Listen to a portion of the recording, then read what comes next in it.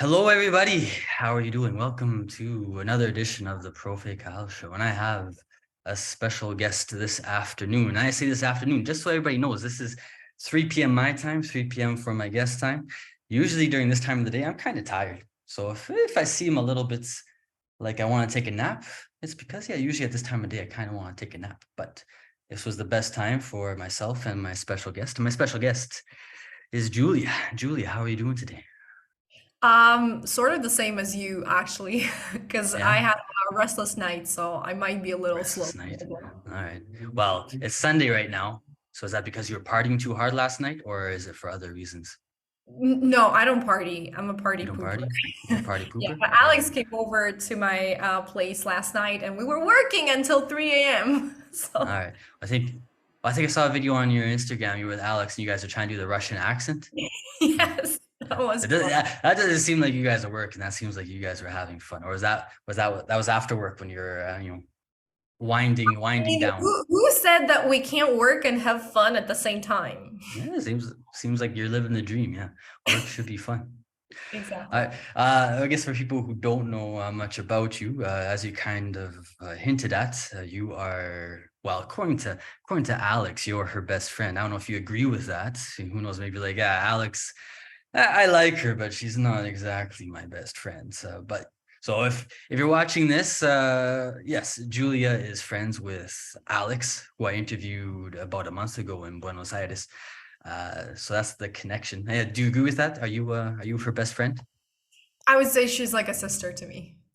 So yeah. Okay. Well, may as well stick to this topic. So how did you? Because I don't think I asked Alex about this, but how did you and Alex meet?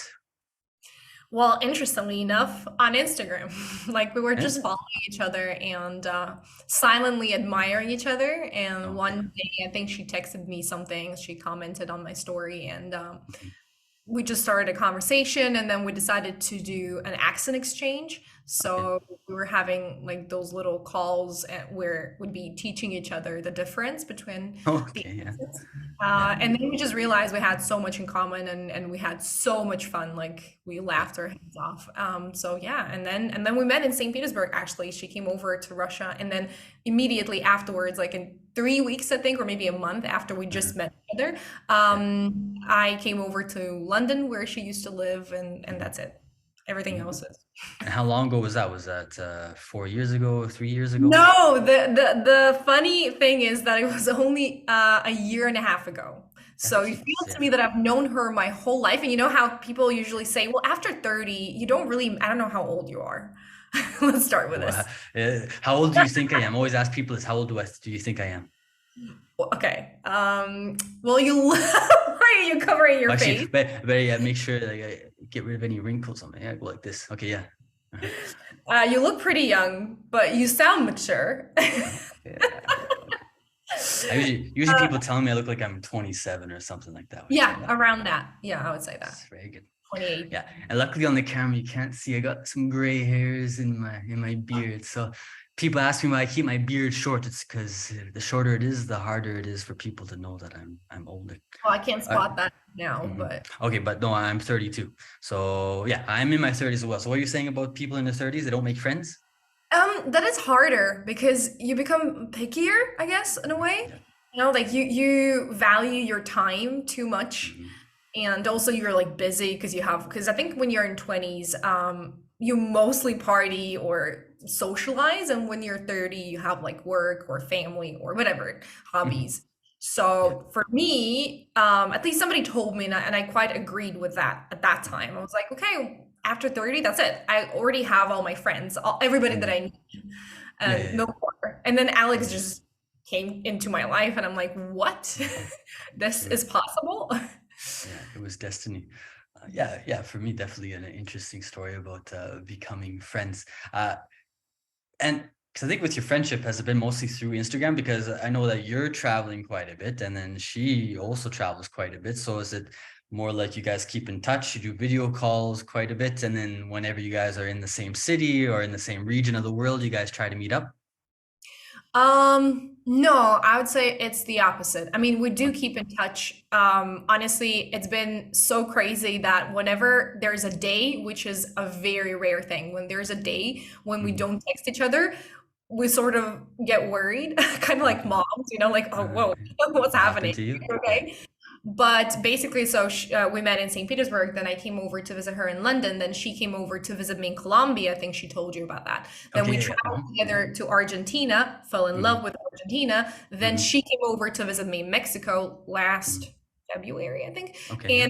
And now I'm here visiting her. So basically, it's Mhm. not like, oh, we accidentally You guys follow end up, each other. You guys like yeah, stalking each yeah, other. You like mutual stalking. Like, hey, yeah, I'm in yes. Mexico. That's exactly what our friendship is based on. Okay. Well, actually, I want to talk about your future plans, but I want to save that for a bit later because I think you're going to be moving. Well, I think your plan is to move to Canada. So I'm curious if Alex is going to do the same thing, or if that's when you guys are gonna have to do a long distance friendship or something like that. But let's wait. Let's wait for that. Maybe let's go back to more about yourself because you're also an accent. How would you describe what you do for a living? Would you describe yourself as an accent introduction coach, or would you say that you're more of an English teacher in general? How would you describe your profession? Okay, how do I put it without sounding arrogant? Mhm. I would say I'm the founder of a school, of an online school, which our main focus is advanced English. So it's Mhm. not just accent. Accent actually came a little bit later. Okay. Mainly, we provide courses for people with like from B2, let's say, to C2. Mhm. That is fluency, vocabulary, grammar, and now accent as well. I mean, accent courses have been with me Mhm. for like 5 years now. Yeah. But yeah, so it's not just accent. Accent is mainly what I do in Mhm. my team, but I have a team of extremely talented teachers who do everything else. So I've created some courses and now we're like expanding. So now my main priority is accent teaching, but everything else is mostly done by my team. Mhm. That sounds good. Actually, that's one thing about Russians, is that I notice there seems to be like lots of Russian teachers, whether they're teaching English or they're teaching Russian, is that they seem to very easily be able to create a team of teachers that support them. I've seen a few of them on Instagram, and I guess as a Canadian or a North American, uh, I'm always like, how are they so easily able to find these teachers? Because for me, for example, during the pandemic, I tried to, I guess, expand my institute, and I found it so difficult to try to find other Americans and Canadians that would work for me because I guess I get you tell me if I'm right, if I'm wrong, how the Russian mentality is, but I find with Americans and Canadians, they have such a individualist mentality and they kind of all think they're so special. That's really hard to convince somebody that, okay, you're going to use my methodology, you're going to teach students that I find for you, and that's the way it's going to be. And yeah, you try talking to them or teaching them, and they don't want to do it. Uh, so yeah, how are Russians able to work together so well? Is there a special reason? Because the other thing too about these teachers, a lot of them have like a master's degree or a doctorate. They seem to be really advanced, and at the same time, they seem to be very willing to just say, right, Julia, you're the one running this company. I'm gonna let you run this company. I'm gonna support you. I'm gonna support your mission. Let's do it. That's a curious question. I actually never thought about it because I do consider myself extremely fortunate with my Mhm. team. Yeah. They are amazing and they support me in everything. And we're very similar. So maybe Yeah. that's also one of the secrets, right? That Mhm. we have a similar approach to teaching. However, I would say that I'm a bit of a different example in that, first of all, I had extremely serious trust issues. So it Yeah. took a Like while. delegation, is it like where Yeah. it's difficult for you to delegate to other people? Yeah. So I mean, now I'm getting so much better thanks Mhm. to therapy and thanks to experience. Okay, yeah. That's why you like Argentina. There's so many good therapists in Buenos Aires. Really? Oh, I didn't know Actually, that. if you don't know, I think it's a common joke between gringos that like Latin America is that Argentinians have, I think, some of the most psychologists per person in the world. So if you need a therapist, there's tons to choose from in Argentina. Of course, I don't think they speak English. They're going to be in Spanish, but yeah, there's lots of psychologists, therapists in Buenos Aires, especially. And yeah, you talk to Argentinian women, half of them will say, yes, I'm studying to become a psychologist. Why do all these women want to be psychologists? Okay, but I just That's interesting fact for curious. you. Now Yeah, that you said about it, I actually met quite a few psychologists, I think, in Colombia. I'm not sure about yeah. here. Mhm. But I would think that about the States, because it feels to Mhm. me that the culture Oof. of Yeah, yeah, getting therapy sessions comes yeah. here, no? Yeah, I definitely agree with that. I would say, yeah, it definitely started in the United States where I need help. I feel lonely. I'm having problems with my life. I need some sort of therapy. So yeah, I would definitely agree with that. Oh, so you're saying with the therapy and just with time you gotten better, basically delegating to other people to help you grow your business? Yes, absolutely. And I think it also happened because, well, I found the guts to finally delegate some sort of stuff. And Mhm. then I realized that, I mean, for me, again, fortunately, it turned out to be an amazing experience because nobody Mhm. ever let me down. You know what I mean? Okay. So I was like, oh, actually, it's working out. So, of Mhm. course, if it was maybe a less nice experience, I'd be a bit Yeah. more cautious. But, anyway, what I wanted to say is that I think for me it's completely different because from what I know, at least, uh, if we talk about other Russian schools, Mhm. usually they have some sort of hiring process. Whereas with me, because I started initially also by teaching advanced levels, right? Mhm. Every single person on my team is or was, well, was Mhm. mostly, our ex-student. So basically, Yeah, the first I think, teachers, yeah, it's yeah. because Mhm. most of our students are English teachers. Because obviously, Mhm. now I'm trying to expand, but still, for now, the biggest chunk of our audience is Russian speakers, right? Yeah. So, and those usually people who are most motivated, right? And we can talk Mhm. about that as well because I Oh yeah, think I'd love to. I Alex would love touched to. upon Mhm. this, right? Because we have a little bit of an obsession, I think, Yes. in Russia with that, right? Uh, Are English teachers, because I think when you're upper intermediate or advanced and you're not a teacher, well, you don't really have that much of a, I don't know, drive to continue working on your English with the help of a professional. So basically, that's why I used to teach those courses myself, like fluency mhm. courses, and I would spot somebody that I would think, Mhm. okay, we would definitely get along. I would be able to trust her. Yeah. Well, everybody on my team is a girl, so I'll be talking about her. Oh, okay. And sorry, personal. Seems a little bit sexist. I think I know, I know, I you know. need to do some more hiring of men. You got to equal thing, make You things want to more work equal. with me? I don't think Russians want to learn from you. No. Oh, but that seems like a good idea, though. I think I've thought about that too. Well, right now I'm working on basically writing. I'm going to create videos for YouTube which explains my methodology, because that's a big thing with me, is that a lot of people uh, they kind of assume that my methodology is going to be the same as all other professors. So for me, it's very important that people understand, no, I teach very different from how other professors teach. And I'm hoping, and these videos will be for other teachers. So yeah, it's kind of my hope is that I'll find teachers, for example, from Latin America, and they'll really like how I teach. And yeah, hopefully I can either teach them how to teach my way to their own students, or if they want to, they could teach for me with my students. So yeah, I like how you think. So hopefully I have the same luck as you in the future. I like it. Uh, but I think Alex told me that you also had a physical institute in the past, yes or no? I don't know if no, or it has always been online.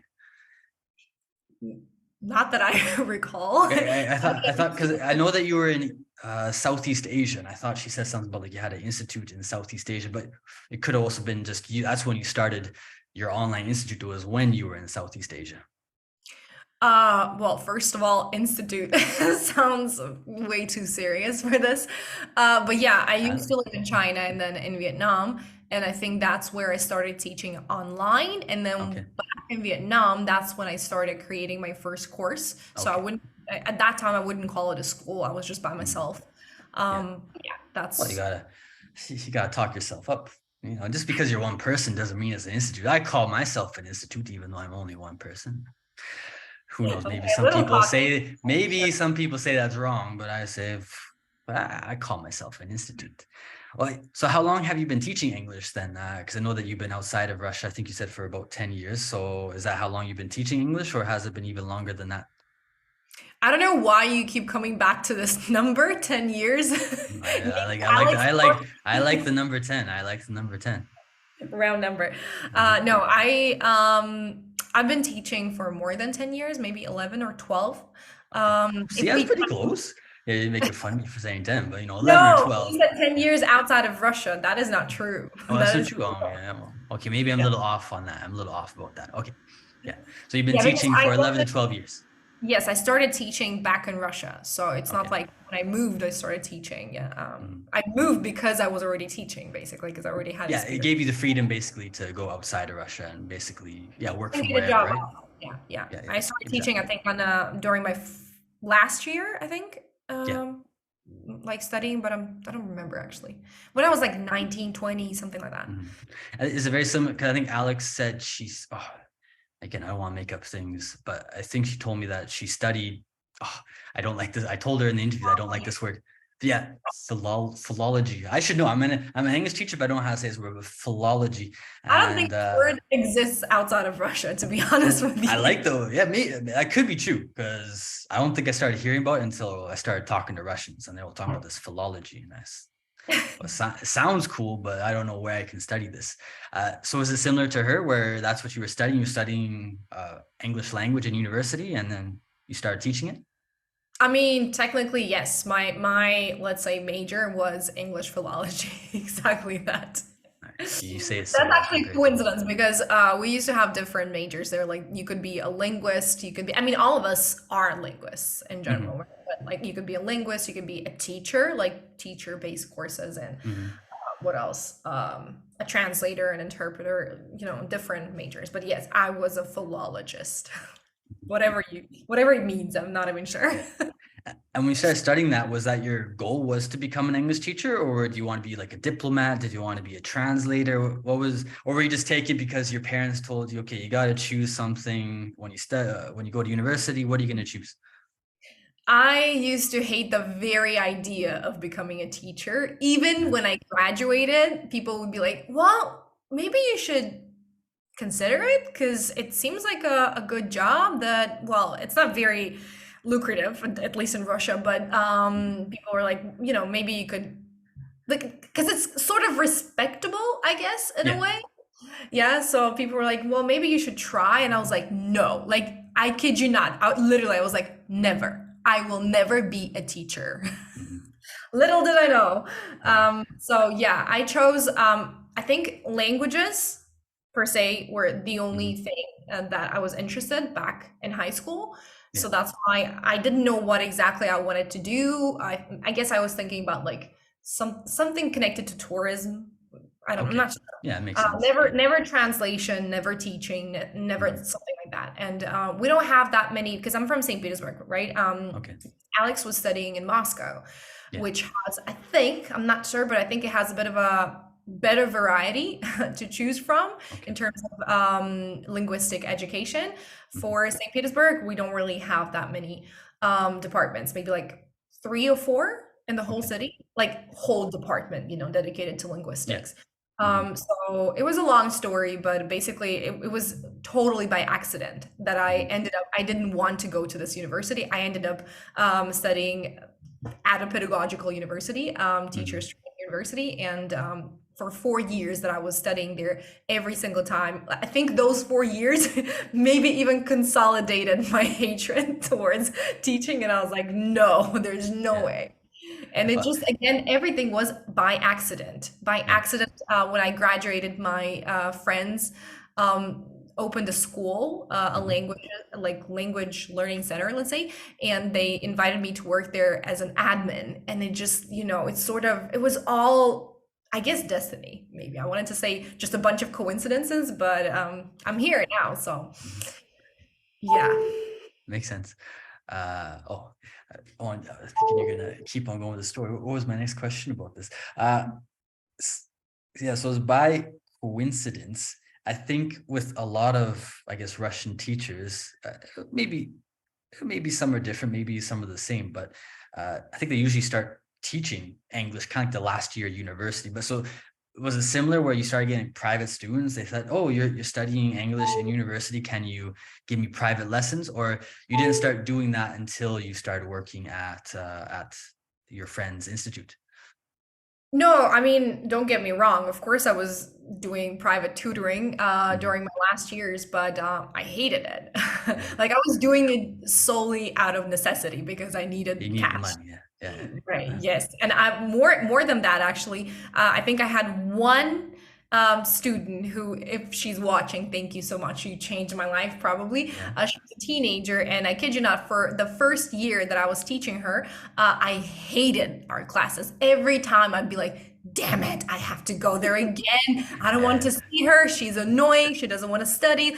And then yeah. something changed inside of me, and I was like, how about I change my approach instead of just Instead of piling being a up. Debbie Downer, I'm gonna try to be Yeah, more positive yeah. about And I this. changed it, and she was my first success.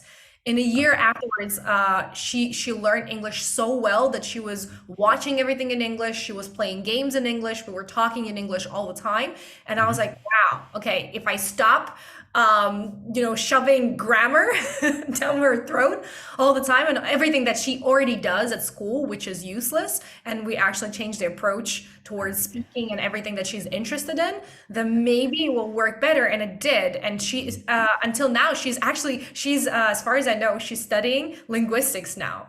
And she also Yeah. speaks Korean. So I'm super proud of her. And she, I think, ignited that little fire inside of me. Actually, that brings me to another topic. I'm really scared of getting a Russian teacher because Russians love grammar.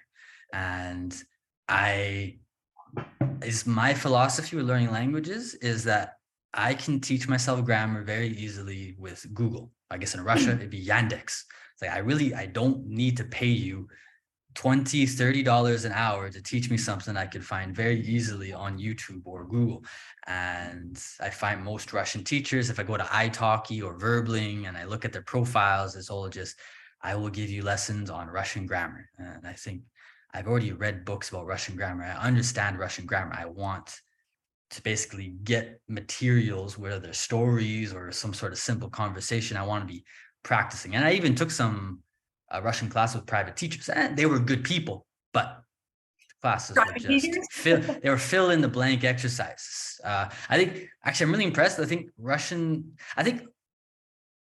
a lot of North Americans, we kind of think that Russia has like North Korean technology, but like I've used Yandex, and Yandex is better than Google sometimes.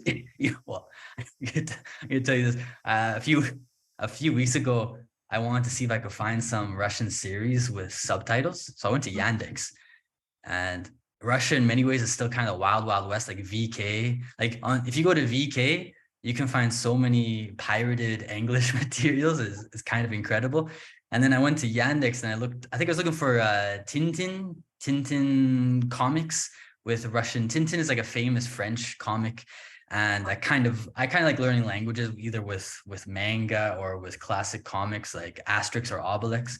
Says like Russians are famous for pirated things. Like I'm pretty sure I can find a version in Russian, but I look it up, and then on Yandex, it starts showing me videos, and one of the videos is basically a porn video. And I'm thinking like, how like, what? Like if I go to Google, it's definitely not going to show me any porn. But yeah, you go to Yandex, and it gives you some results of movies, and all of a sudden you got this random porn video in the middle. I think, man, this is crazy. So, yeah, I in have many two things ways, to say to okay, you. yeah, First of yeah. all, somebody actually told me it was a shocker for me, but it was literally like last week, I think. Somebody, Mhm. I don't remember, I think one of my teammates told me that VK is, if not the biggest hub of porn because of all the Okay, fires. I haven't gone that deep into VK to find that, but yeah, I've been on VK a little bit. You can find pretty much anything you want on VK. It's I impressive. know, yeah. I guess it's simply because we don't have these kind of regulations that you guys Yeah. have, which sucks, which I don't appreciate that much. But Hmm.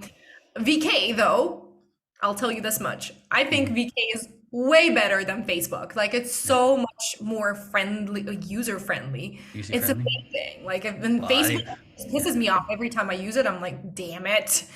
It's I so think even for complicated. I think the only people who use Facebook anymore in Latin America, I think Latinos are now like the biggest users of Facebook. But I know for North Americans, the only people who use Facebook are like my mom and my grandparents. Like grandparents and mothers, they're the only ones that use Facebook anymore.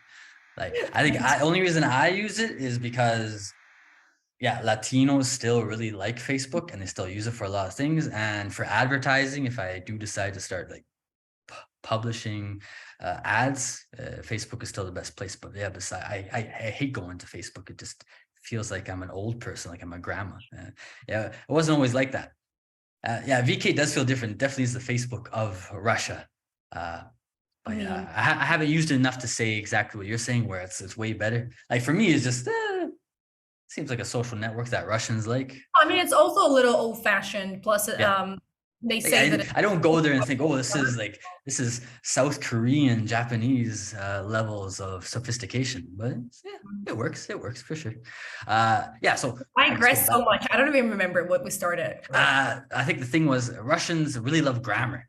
So I Oh, don't know if you have yes. any opinions about that. It seems like thank goodness you're a Russian who realized that grammar isn't the end all be all of learning languages. And was there a moment in your life where you realized that learning grammar wasn't going to help you become fluent in English or any other language? Because yeah, for most Russians, they honestly think that, oh, if I just study all these grammar rules, eventually I'm going to become fluent in the language. Mhm. Well, first of all, I think I'm going to approach your question from Okay. different perspectives Yeah. because I partially agree with that, though, Okay. that Okay. grammar for adults cannot Okay. be ignored. Like, Hmm. you don't need to teach teenagers or children Yeah. grammar because their brain works differently, right? But for Hmm. adults, especially certain types of adults Okay. who need to get to the bottom of each thing to actually feel more confident, I think it's important Yeah. to Hmm. include some sort of grammar. And yes, you're absolutely right. You can study grammar in different ways. So you can read a book or, I don't know, watch a YouTube video, whatever.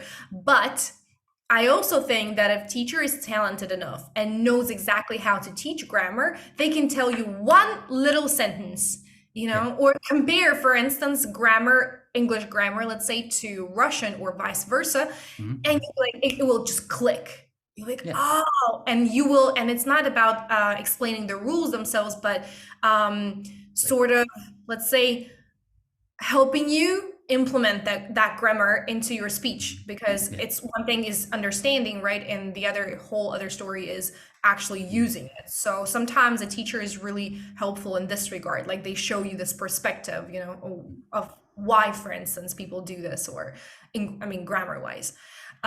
So that's why I think grammar is important, because it is the skeleton, I think, of the language. But at the same time, I guess 70%, I agree with you that it's definitely overrated Yeah.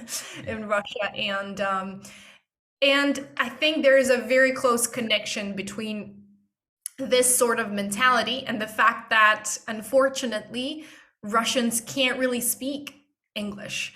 There are so many people who have been studying English for years on end, or English or whatever other language, right? And they just seem to be too scared to speak. They have no fluency. And yet, if they, for instance, take an exam, they will probably score better than you.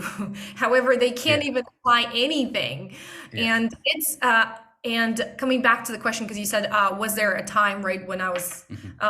maybe when it dawned upon me that that a different approach needs to be created? That's exactly what was in my head when I decided to, well, it wasn't a school at that time, but Oh, it's create my called a school. It was an institute. institute. It was Institute. Julia's English Yes. Advanced English Institute.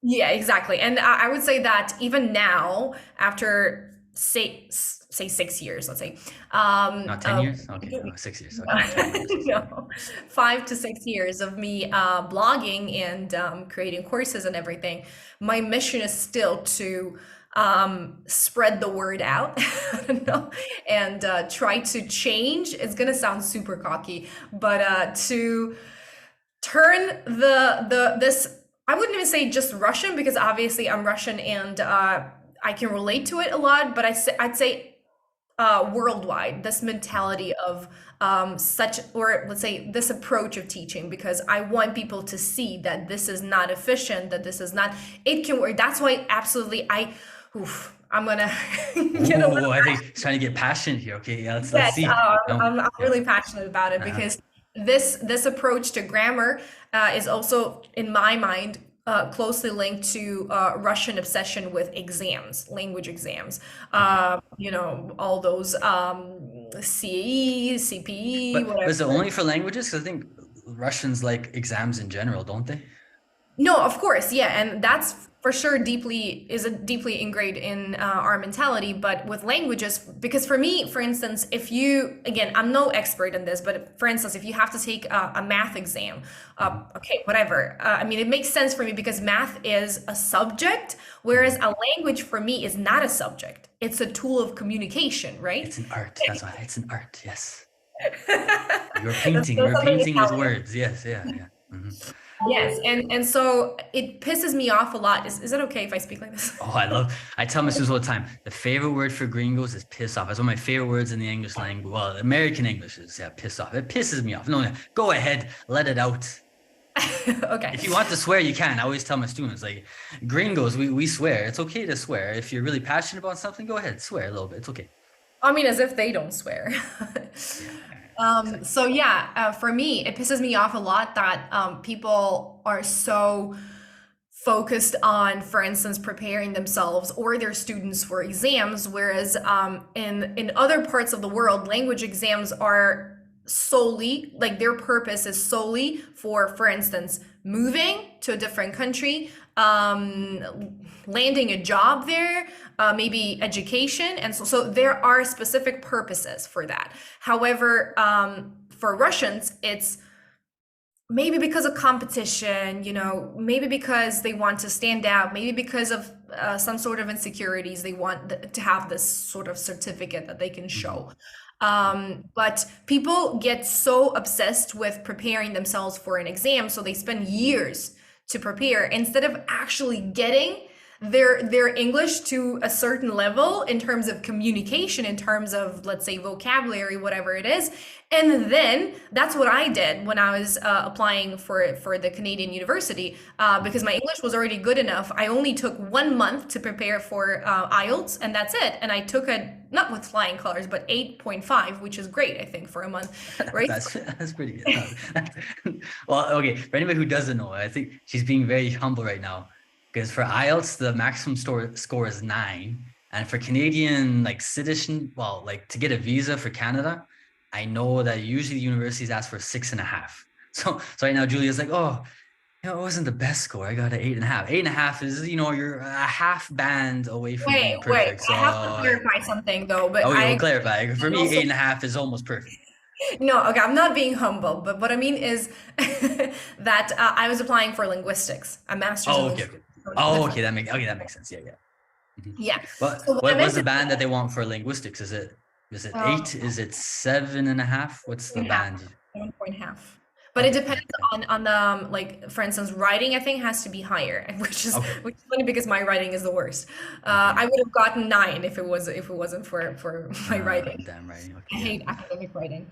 Anyway, so yeah, my point was that it's, to me, I might sound arrogant a little bit, but to me, it's a wrong approach yeah. to focus on exams instead of working on your language and then solely drilling, for instance, the exercises, not the what do they have, like the tasks that they have an exam, right? Because obviously you Mhm. have to understand what their expectations are. Yeah. And so Mhm. yes, of course you have to prepare, because I'm pretty sure that if a native speaker took an exam such as IELTS without preparation, they would have failed probably. Yeah.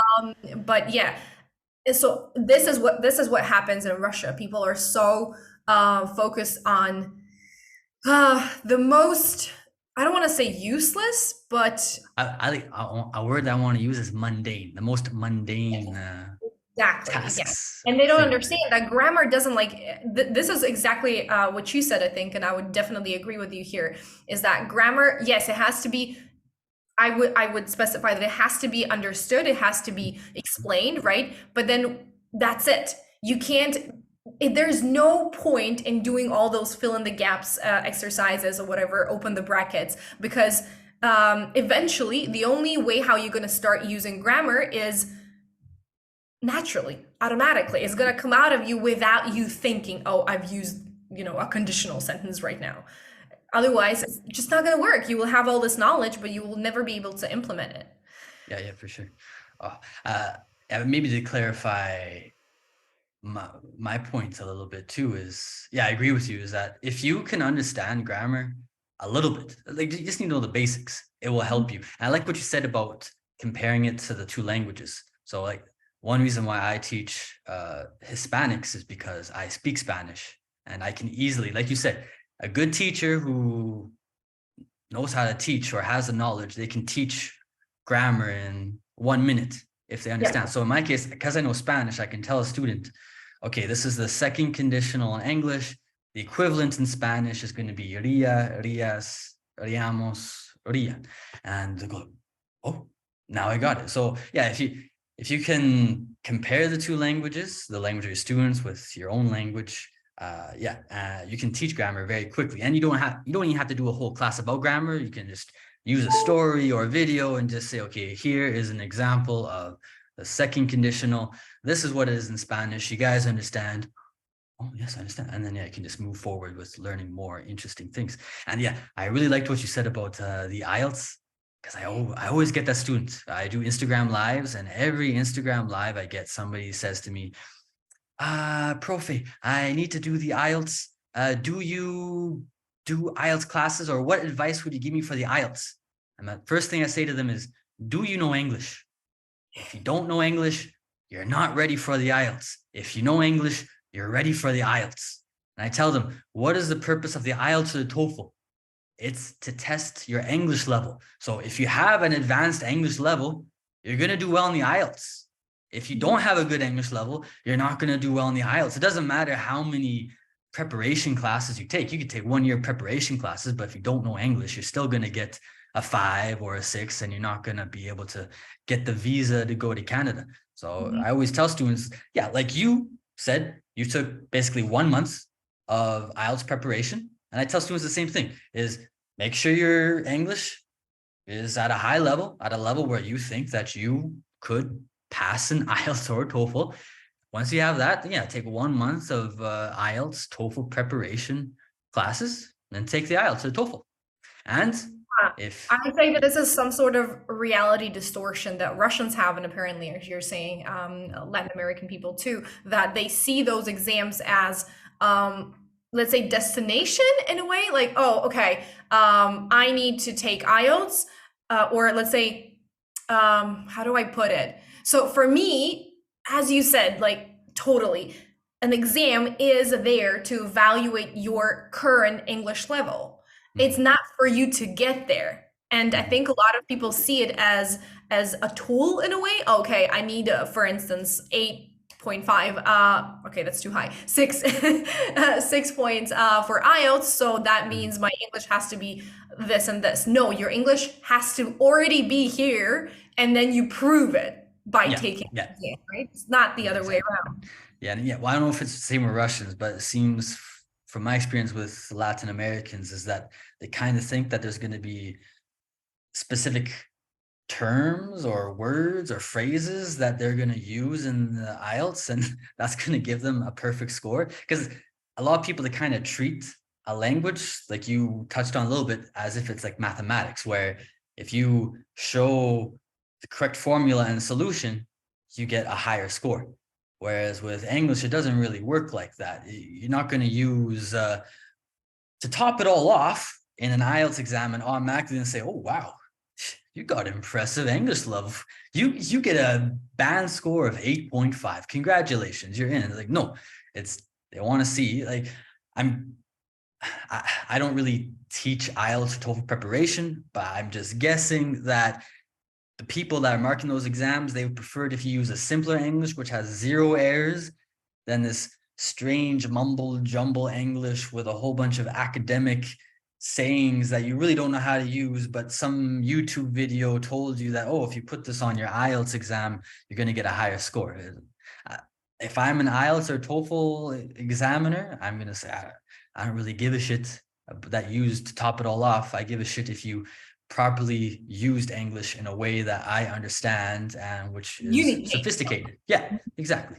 So yeah, I completely agree with that. So hopefully more people understand this, because for me, it's really irritating getting these questions about TOEFL and IELTS. So yeah, there's no classes you're gonna take that are gonna automatically give you a 6.5. Only you can do that. Yeah, I think, like you said, it's not really an end goal. Yeah, people view TOEFL or IELTS, it's like the end point of learning English. It's at the end of the tunnel, there's a TOEFL and the IELTS exam. And if I pass it, I now have fluent English. In my case, learning Spanish, I'm still learning Spanish. People always ask me, how long did it take you to learn Spanish? And I say, well, it's been about 13 years and I plan on keep on learning Spanish. And they're kind of like, what? Well, like, what do you expect? There's always going to be new things to learn. You're always going to get better. So yeah, for me, Language. yeah, even in my own language, like I became an English teacher, and because I teach students English, every day I learn something new about my own language. I say, oh, I had no idea I was supposed to use a comma like that. Oh, I had no idea that that word even existed. I should maybe use it in a different way. So yeah, exactly. It's not an endpoint. It's just to evaluate you. And yeah, if you have a high enough English level, yeah, you get whatever you want to get, whether it's a visa or to get into a master's program internationally. Yeah, it's a process. Exactly. Well, I would like to add something because I like how you said that, for instance, speaking Spanish or knowing Spanish to a certain degree helps you a lot to teach grammar, for instance, right? And make those connections, let's say. So this is exactly what I meant. Because remember when you asked me what I think of this obsession with grammar in Russia, right? And I told you that to a certain point, I agree that grammar is important, right? But what I wanted to give you an example, especially since you speak Russian, I suppose. well, I don't know. I'm learning Russian. Yes, I'm learning Russian. Yes. So you know how in Russian there is no continuous tense, right? Yeah, so yeah, exactly. No continuous tense. Yeah. yes, and of course, when Russians try to learn English grammar, it's really hard for them because they just don't get it. So for instance, in Spanish, it's easier, right? Because they have something. But in Russian, we just don't have that. We only have 3 tenses. That's it. So I think it's extremely important for a teacher to be able to sometimes, for instance, like you said, find those similar things, like, oh, this is a conditional and it's exactly the same as in Spanish, this. But also sometimes look for something that lacks, something that is absent in this language. So for instance, in Russian, I would say, I don't know if you can understand that, but let's say the most simple sentence ever. If I say, I eat meat. Oh yeah. Я ем мясо. So I usually, I mean, I don't teach this grammar. I don't teach lower levels anymore, but I would always, let's say, turn to this example and I would be like, okay, so if I say I eat meat, in English, it's very specific. You understand that I'm not vegetarian, right? I eat meat. Yeah. But in Russian, you have no clue if I'm saying, if it's taken out of context, right? If you don't know anything around it. You don't know if I'm saying that I'm vegetarian and I'm in general, I'm not vegetarian and I eat meat, or I am eating meat right now. You have no clue because we don't have this continuous form. So every time I look at this example, it's, well, I don't say it's stupid, but it's very vague. You can't really understand unless I say, я ем мясо сейчас. Yeah, which is I eat meat now. I'm eating meat now. So we need this specific context for people to understand what exactly you mean. And look, in English, you don't need that because you have those 2 forms and it's so easy to understand. And it clicks usually for people because you make this connection. So that's how I think grammar has to be taught, by showing how useful it is and how it is a tool of communication. Yeah, for sure. Yeah, for me, when it comes to like verb tenses, for example, I think it's very useful to try to get the students to understand, like, it's a feeling. Like, so like in English, for the continuous, if I were teaching Russians, I would say, like, it's a feeling. It's happening at this moment. Like it's happening. If it's happening this moment and it's continuously happening, I got to express it in this way. Of course, obviously for Russians, they don't really have it, so it might be difficult for them to understand. But it's like just try to get them to think about it. And yeah, there's things in Spanish where always, what's the one thing is, because you're learning Spanish right now, so there's one thing in Spanish. Oh, in English we have other and another doesn't exist in Spanish. So I always get that question about that. I don't understand another.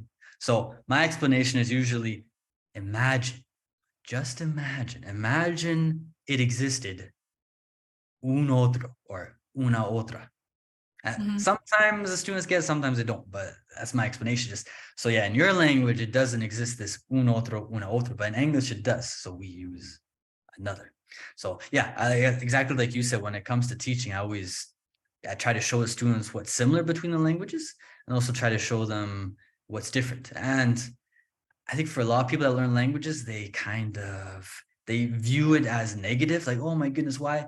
And maybe Russians are like, what? Why would those dumb English speakers use a continuous tense? It'd be so easy like this. And it's just, languages have different ways to approach things. So, and in the English language, we have a perfect tense, which Russian doesn't really have, and we have a continuous tense, which Russian doesn't really have.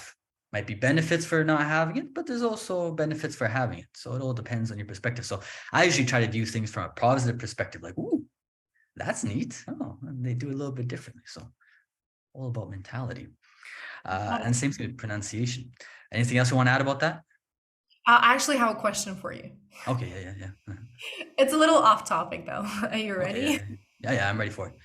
Okay. I feel like you have a very particular kind of accent. It's not like 100% Canadian. Am I Well, right? No? actually, we could talk about this a little bit right now, because like so before we started this Okay. interview, Can we I were just say, talking. I mean, Oh, sorry. Just because I'm very okay. interested. Uh-huh. Uh, don't get it wrong though. Okay. So, I feel like some sounds are super Canadian, right? Yeah. But some sounds to me, I don't know. I might be wrong because I'm no expert. I'm only an expert in American accents. Sounds to me South African. That's interesting. I've never heard about that. Actually, so maybe, yeah, let me see if I can explain my accent. So I Mhm. think my hypothesis is that I started learning languages when I was a teenager. The first language I learned was Swedish. And then Why? when I Why was would you learn Swedish when you were in a teacher? Like what? Why? Why would? look at this forehead. Look at this forehead. Oh, you're. Russians Oh, should know that this is the forehead of the great northern enemy of the Swedish army. Yeah, so Swedish people, we have giant foreheads. So yes, my family is Swedish. Well, when I say Swedish, people are always like, oh, so that means your mother is Swedish? Like, no, my great grandparents were Swedish, but on both sides of my family, we have Swedish blood. So I always anybody want to, else speaks Swedish no, in your well, no, my great aunt, she speaks Swedish. family? But yeah, just for me, I just want to connect with my history and the culture of my You know what? ancestors. I just realized you actually do look like PewDiePie. Exactly. Yeah. So yeah, on YouTube, I'll get Latinos saying, "Oh, PewDiePie decided to teach English." So yeah, exactly. I look very similar to PewDiePie. I could be his older brother. Yeah, exactly. So yeah, Really? that's the reason I started learning Swedish, Uh-huh. and then I started learning Spanish when I was 19 years old, and then when I was like 25, I started to like really live in different countries. So because when I went to Sweden, for example, when I was 21 to do a student exchange in Uppsala, and I would get people telling me that I sounded like I was Irish. It's like, okay. Oh, and then also when I was a teenager, I would do Swedish language camps. So I would go to the United States and I would spend time with Americans. And of course, I was the only Canadian in the camp, so they would make fun of my Canadian accent a little bit. So for anybody who doesn't know, Canadians, we do have an accent. It is different than Americans, but we speak more or less in American English. It just has like two different vowel sounds, which I think Julia, she's really good at accents. She probably can recognize the way that I say about is Ow. very Canadian. Yeah, exactly. The ow is very Canadian for me. I don't really want to change it. I like my Canadian ow. So I think just from all my experiences learning languages and then living in different countries, it has affected the way I speak English and then also teaching English. Because when you teach English, especially to beginners, you have to speak a slower form of English. So my family noted, for example, that after about a year, 2 years of teaching English, they noticed that I started speaking English slower and more clearly, because before that I was a bit of a a mumble rapper, where I was talking language like this, and even my family would say, Kyle, could you speak a little, with a little bit more volume? Could you speak a little bit more clearly? Because I don't understand you when you're mumbling. But then after teaching English, I started to speak a clear form of English. I really started to enunciate my sounds.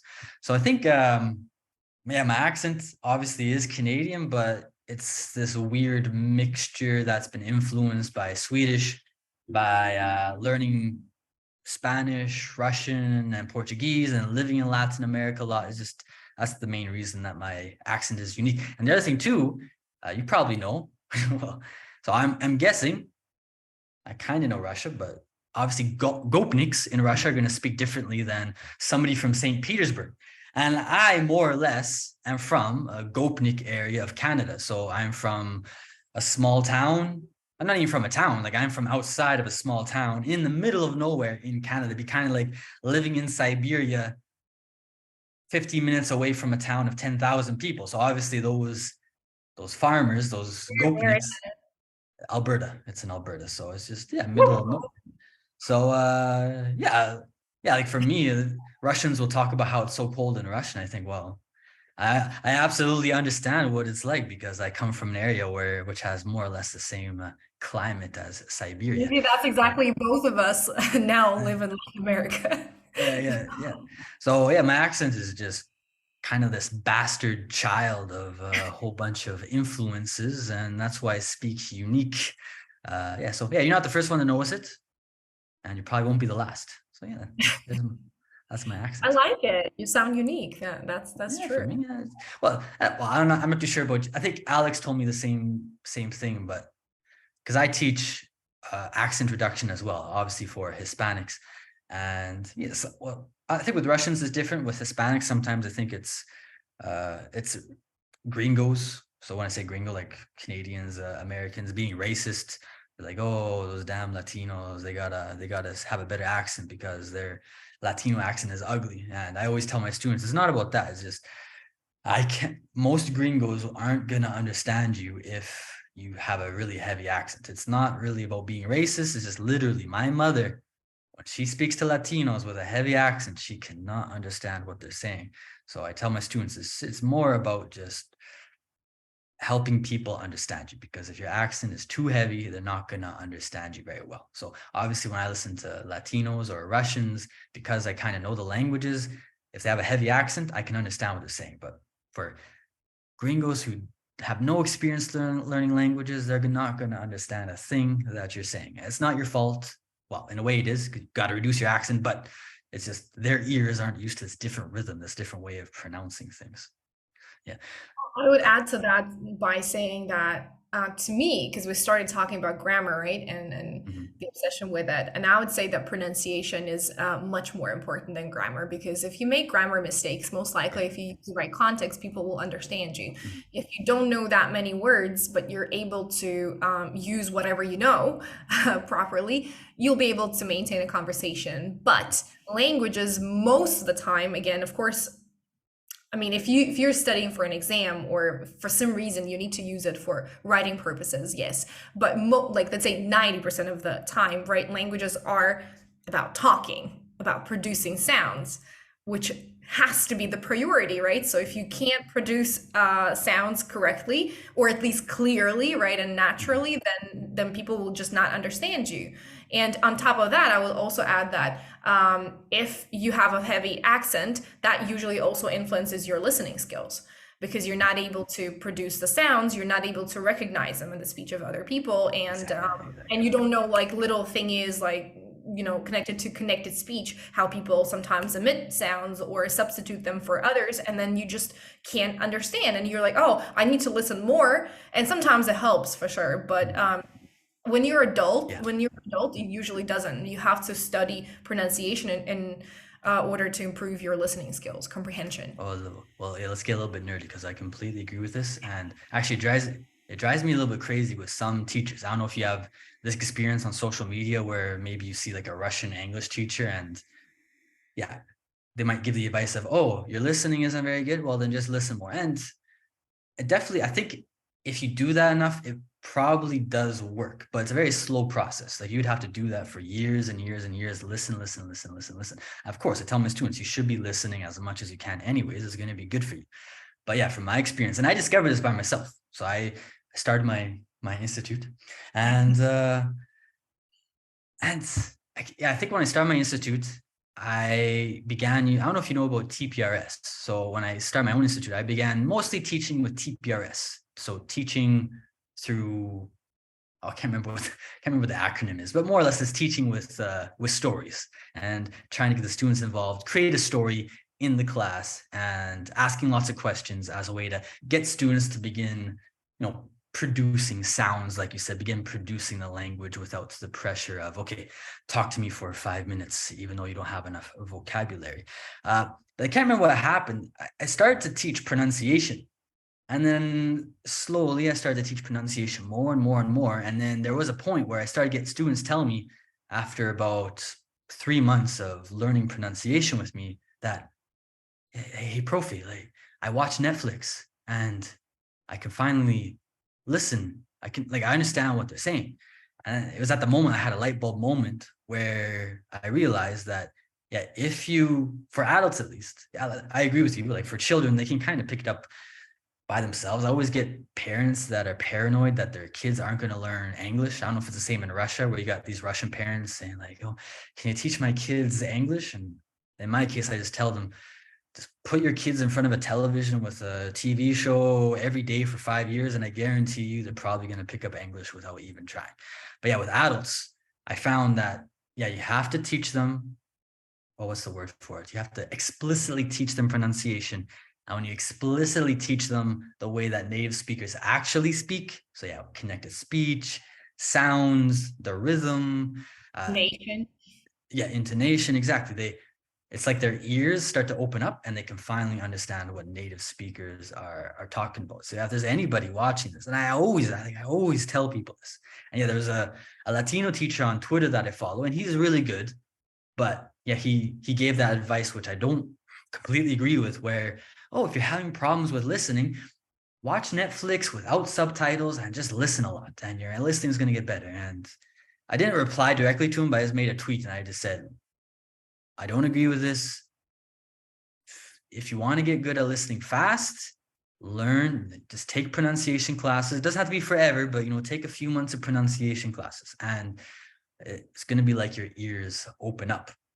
So Yeah, yeah. on top of that, I would also say, I guess when I talk about why pronunciation is important, this would be the first thing that I'd mention, is fluency, because a lot of people think that fluency is about the pace, the speed that you speak with, and I don't agree, because I'm sure you have met those people who try to speak very fast and then they basically swallow half of the Yeah, sound, yeah, right? And exactly. it's just Yeah, completely like yeah. it's not possible to understand Yeah. them. So I think when you are able to enunciate sounds correctly and you know exactly which sounds drop out, which sounds are replaced by others, Mhm. how to link words together, you don't have to speak fast. I can speak very slowly right now, but you Yeah, will still think it's a fluent speech, right? yeah. And so it's not really about how fast you speak.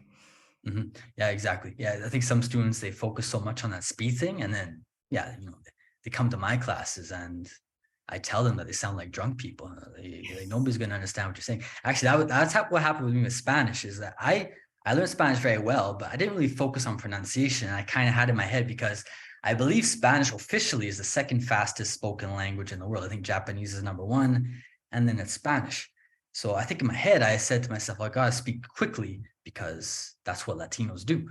And then I went to Latin America and I had lots of people telling me, oh, you speak good Spanish. And then I thought to myself, oh, I speak such good Spanish. I'm going to start a YouTube channel. I'm going to make videos in Spanish explaining English. And then I started getting people writing to me, you speak like you're drunk. Why do you speak like you're drunk? And then, yeah, I realized at that moment that I hadn't focused on good pronunciation for a long time, and that I had to spend a few years really slowing down what I was saying to really focus on making sure I was pronouncing all the sounds that native speakers usually say. Yeah, and I would say the same thing to my students is don't really focus on getting fast, focus on really mastering the sounds, the rhythm, the intonation. And then, yeah, once you're at a comfortable level, then, yeah, if you want to try to really figure out how to speak quicker if you want. But yeah, it's not really necessary to speak fluently, to speak as fast as you can. And I like what you said too about how pronunciation is important in order to, I guess, trick people to not notice your grammar. Because yeah, there's Latinos, there's gringos so Latinos who speak English, or Latinos who speak, no, yeah, gringos who speak Spanish, or Latinos who speak English, who, yeah, use bad grammar. And even myself, you probably notice this, because yeah, I find like when Russians learn English, they know all the grammar, they know it better than we do. So for example, as a native speaker, I might say, oh, it's more colder today than it was yesterday, which grammatically is wrong. It should be, it's colder today than it was yesterday. But because I'm a native, because I got my pronunciation as a native level pronunciation, nobody cares. Yeah, like nobody in Canada cares that I made that grammar mistake. But yeah, Nobody's obviously, gonna notice. yeah, nobody's gonna know. Like nobody's gonna blink an eye. They're not gonna look at you strange. They're just gonna keep on listening. But because I know from my own experience learning languages is that if you have a little bit of an accent or a really thick accent, they're gonna be picking apart every little grammar mistake you make. So Actually, yeah, on top of that, I would say that even some grammar structures go hand in hand with pronunciation. There's no way you're going to start using them yeah, unless you know how to pronounce them. For instance, there are past modal verbs, right? And if you don't know how to pronounce could have done, and you're saying could have done every single yeah, time, yeah. you're not going to use them because it's too complicated to say that. Or you're going to stumble, feel embarrassed, and Mhm. your psyche will just block it out. Yeah, yeah. I think the last thing about pronunciation too, I think this is something, I don't think I realized it lately, but I think one way that I'm able to convince, for example, Latinos that learning pronunciation is good, it's not really racist of gringos to expect it from you, is that your mouth works a lot less. Because if you're trying to speak another language with basically the pronunciation system of your first language, so like if I try to speak a Russian as an English speaker, my mouth is going to get really tired or really quickly, because the Russian pronunciation system is meant for the Russian language. It's basically the most effective way to speak Russian for the mouth. And if you try to speak it in a different way, it's going to be inefficient and your mouth is going to get tired a lot quicker. And I really started to put this together in the last few weeks, because I remember when I started learning Spanish, that after about 10 minutes of speaking, and you're learning Spanish now, everybody goes through this process when they learn that language, is after speaking for 10 minutes, your mouth gets really tired and you don't want to speak anymore. Even though your brain is still going, your brain could still technically come up with more things to say, but your mouth is so tired that you don't want to speak anymore. So I always tell students is that learning good pronunciation is also going to help with your endurance, the endurance of your mouth to speak for a long amount of time. If you have a good pronunciation, you can speak for an hour without getting tired.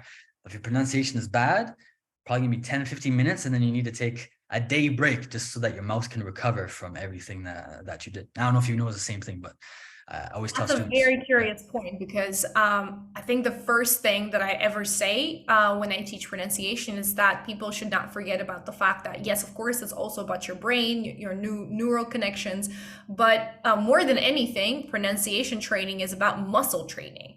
So yeah, people forget exactly. because we always think about biceps, whatever, triceps, but we never think that everything here is also muscle. Your Mhm, tongue, cheeks, your lips, whatever, they're all controlled by your muscles. So, yes, and sometimes in a different language, you have to use either completely different muscles or you just use them differently, mhm, position them differently. And sometimes, on top of that, that's actually an insight that I got maybe like only a year ago um, during teaching pronunciation. I realized that sometimes it's not just about finding those muscles and building those new neural connections between the muscles and the brain, but sometimes it's even about developing those muscles. Because for yeah, instance, for Russian speakers, I can explain a million times, or maybe even for Spanish as well, because I'm thinking that we yeah, have the same r sound and we yeah, don't yeah, have yeah. an r sound, right? Yeah, So yeah. I was thinking about the sound right now. I was like, yeah, yeah, the sound takes a long time for Spanish speakers, right? and I think So, Russians too to master.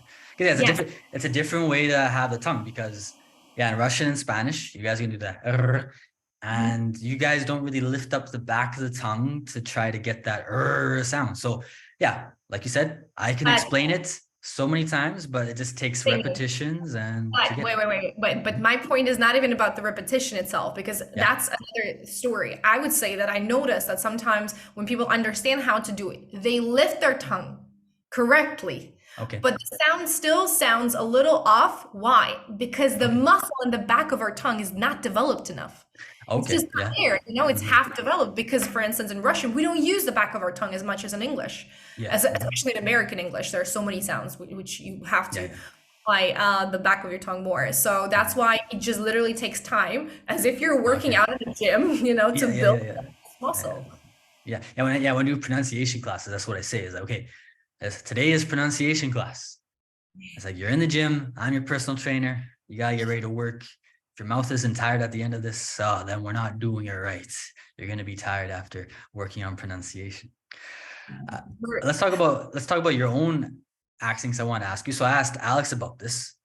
It's kind of where it's funny that you two are friends because like she's like the British accent girl and you're the American accent girl. It's kind of like an anime cartoon where you got two superheroes, which so one is the blue one and one is the red one. Yeah, so you're the English, the American English, and she's the British English. So in your cases with Alex, I believe she told me that yeah, she's in her teens. She started learning English, and well, I probably have to go back to the interview to remember exactly what she was listening to or watching. But yeah, she with time slowly picked up a British accent. In your case, was it very similar, where you started in your teens to learn English and you picked up the American accent? Was it something that you learned when you were in university? So yeah, how did you get your more or less neutral American accent? Um, well, definitely not during my teen years. No. Meaning that maybe I sort of laid the groundwork there because I was when people ask me, and I think it took me several times of real serious contemplation and trying to go back in time and think like remember what exactly happened there because I think we also you guys talked about this during the interview with Alex that in Russia most people are trying to obtain a British accent, right? Yeah. And that's Mhm. why, for Well, me, that's why it's very interesting that you speak American English because yeah, yes, yeah, I was gonna be like a follow-up question is like I'm gonna why out. like how did you get American English from most Russians? If they're gonna get an accent, it's gonna be the British one. Well, first, let me tell you what. Okay. I think Alex was that person who made me reconsider my attitude towards a British accent because for me, I had this strong repulsion Oh for a yes. British accent because it was constantly forced on me in Okay. Russia, You're a little right? bit rebellious. You don't like when people tell you that you're supposed to do something. Like, you gotta learn this accent. Yes, exactly. I have to have a choice, especially when, for instance, when I was studying in university, our teachers, some teachers would even, for instance, grade me Mhm. based on, well, I can't remember if it was about pronunciation, but they were definitely rather pissed off about the fact that I wasn't following whatever they were teaching us. But also Yeah. even the spelling. Can you imagine? Like I would, for instance, spell color Oh with a yeah. U, and they would Yeah. Yeah. mark it as a mistake, and I was like, Mhm. are you serious? Mhm. Like you can't really do I'm this could be I'm illegal. learning American English, right? This Yes, is correct in exactly. America. Yeah. I Yeah. know. So that's I think where my repulsion stems from because I Yeah. was constantly forced, and also because I think Alex also mentioned that in universities in Russia, at least in the ones that I've heard about and in mine, they teach you the variant of a British accent that doesn't really exist. Or like So the C pronunciation, which like maybe like 1 or 3% of the British population yes, actually and that speaks. is not even what they teach you. Like they even teach you something that is It's like something like Queen that is Victoria. It's like Queen of Victoria yes, English. Yeah. Okay. plus processed through the Russian I don't know lens. Like Okay. Yeah. Yeah. Yeah. it's just it's not really what people speak for real. Mhm. So Yeah. that's why, for instance, when I heard what Alex speaks like, I was like, oh, Mhm. British English can actually be beautiful, not Mhm. pretentious, not too posh sounding. It can be Yeah. just neutral and I don't know, appealing to your ear. Yeah. Um, Well, yeah. No, I always tell people. Well, actually, before teaching English, I didn't mind British people. Well, one thing in Latin America, they kind of assume that English speakers, they're traveling between English speaking countries. Like, oh, what do you tell me everything about Britain? It's like, I'm from Canada. I've never been to Britain. You know how far away that is? Like, yeah, I watched a few British shows. I watched Monty Python. I know what like Coronation Street is, but I've never been to the place, and I really don't like soccer. So yeah, what do you expect? But yeah, so I really didn't care. Like I like James Bond, but yeah, I didn't really know that much about Britain. I really didn't hate them. I didn't really like them. Like I'm Canadian, so technically, King Charles is my king. But so Canadians really don't think about England, the United Kingdom, that much. But then I started teaching English, and yeah, just the British are very, very good at convincing everybody that the British accent is the greatest dialect of any language, any dialect in the world, and that if you want to speak proper English, you got to learn it. And I think to myself, well, one, it's received pronunciation, so only 3% actually speak it. It's There's there. six, No, there's no word. six, there's 60 million people on the British Isles, so you got 3% of 60 million, so it's really not that many. Then you got Canada, United States, which has, I don't know, like 450 million people. So really, you're going to learn the dialect that maybe a few million people in Britain speak, but you don't want to learn the dialect which close to 500 million people in North America speak. It doesn't make any sense. So yeah, after that, kind of Again, similar to you, I had a repulsion. I had a repulsion towards British English because it's all the propaganda they had. And yeah, I always tell my students, like kind of like you said, for me, I always tell students in a joking way. Sometimes people take it too seriously, but I always say, if you want to speak British English, just stick a stick up your ass and you're going to start speaking British English because that's what it sounds like. Oh, hello, how are you today? Oh, bloody good, yes. Would you like a cup of tea? And yeah, so it sounds like they have a stick up their ass. And many gringos will say the same thing. It sounds like the British people have a stick up their ass with that received pronunciation that really, yeah, that dialect that hardly any real British person speaks. It sounds horrible I think for British people and also for Americans, Canadians. So yeah, I think it might distract you enough, but I just wanted to add that point. I completely agree. The British accent, it's kind of frustrating for me. I think it's important to add that besides just the number of people that speak, for instance, with a North American accent, also so much nowadays, whether I like it or not, is created in the States, meaning, Yeah. for instance, cinematography, songs, whatever it is, right? So, of course, I would say that if you study English, you have to be able to, well, you have to be exposed to different accents, not just to American. For instance, it happened to me when I was Yeah. so focused on the American accent, and then I started watching, what was it? Sherlock Holmes. Okay. uh, Yeah. The and I, movie or the like TV no, show? no, the TV show Okay. with what was his name? Benedict Cumberbatch or something. Okay. Right? And I couldn't understand a thing. Mhm. I was like, where is my English? So I think it's very important that you understand different accents. And Well, besides, but we have to yeah, add that there's also Australian, New yeah. Zealand, South African. There's so many different accents. It's not just American and British, right? Well, what I usually tell my students is because I think what happened, I don't know if you agree with this or not, but I get some students who start listening like they're beginners or the pre-intermediates, and they're still slowly getting good pronunciation. But then they start watching British stuff and American stuff and maybe even Australian stuff. And then they start getting confused and they start asking me questions like, oh, but I saw in this TV show that they use this word, but then I watched this other TV show and they use this word. What's going on? And because yeah, there are differences between the different dialects, both pronunciation wise, sometimes grammar wise, and then especially vocabulary wise. So I always tell students is try to choose your accent that you're going to focus on, your dialect from the beginning. Focus on that until you get to an intermediate level. And then once you get to that level, yeah, go ahead. Because yeah, there's things there's Australian music that I love. There's Australian TV shows and movies that I love. There's British things that I love. So it's just a whole nother world of content to enjoy if you, yeah. But for me, I always say once you get to that intermediate level, because if you do it before, you're going to get your accents mixed up. Yeah, for example, I'm in Brazil right now. So some people think that Brazil is just one Portuguese, but yeah, different regions have different Portuguese. So for me, in my head, I just say, okay, this is how I'm going to pronounce Brazilian Portuguese. I don't care if it's different in this part. This is the Brazilian Portuguese that I'm going to have. and I don't care if I hear somebody say it differently. I'm gonna keep on pronouncing it like this. It's one thing I like about Russian. I think Russian more or less there's like one Russian. The Yes. Soviets did a good job of saying this is the way that Russian will be spoken. Nobody else will speak a different dialect. There's one Russia. So yeah, that's one positive about Russian that I do like. Yeah. That is true. That sometimes when I start thinking, for instance, about Spanish, how Spanish people in Latin America sometimes cannot understand each other if they come from Yeah. different countries, right? And I'm like, that never happens in Russia. It doesn't matter which area you come from. It doesn't matter, for instance, if you come from post-Soviet countries, like Yeah. you will still be able to understand each other. Or like I can't even spot, to be honest with you, if I speak to a Russian person from a different area, I will never be able to I mean, maybe it's just me, but I will never be able to spot that, Yeah. how you can see, oh, he is from Texas, for instance. No, I Yeah. can't do that. I will Yeah. never.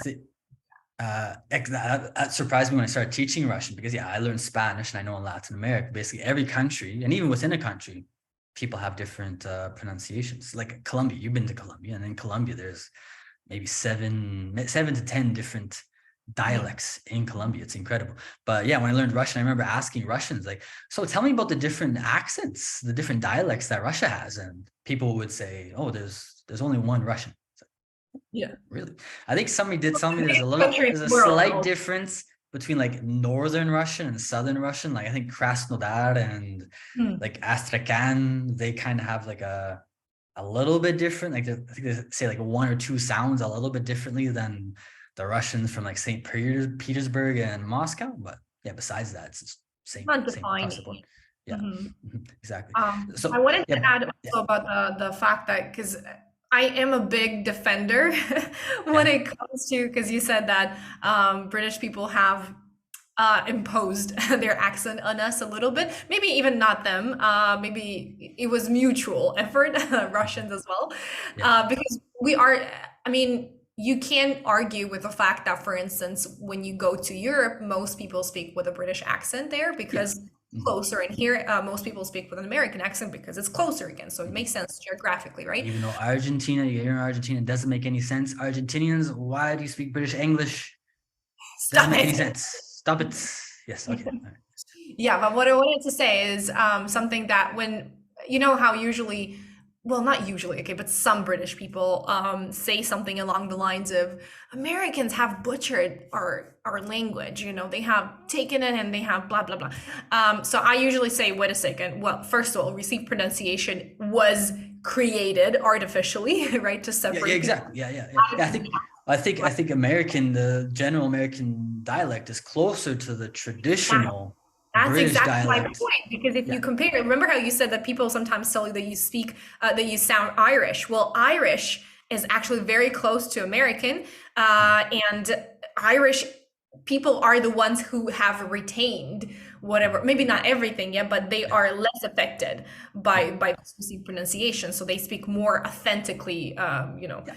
Exactly. from the Yeah. But past yeah, time. received pronunciation is an artificial construction by upper class. I think it was in the can't remember. I think it's like the Victoria period where the upper class started to create this received pronunciation to differentiate themselves from the poor Yeah. people. So yeah, so basically, if you're learning received pronunciation, you're learning dialect of some rich assholes. So yeah, American English is the English of the people. That's what I say. English of the people. Okay, so back to your question. That's Okay. Yeah. probably one of the reasons why I chose American subconsciously, Yeah. was because I always wanted to sound, or I wanted to be perceived as a next door girl, which Oh, was actually, now you say that, you sound like a girl next door. So if anybody doesn't know, there's a stereotype in Canada, United States of the stereotypical girl next door, which is just this American Canadian girl in the suburbs. She's your neighbor, and she speaks very sweetly.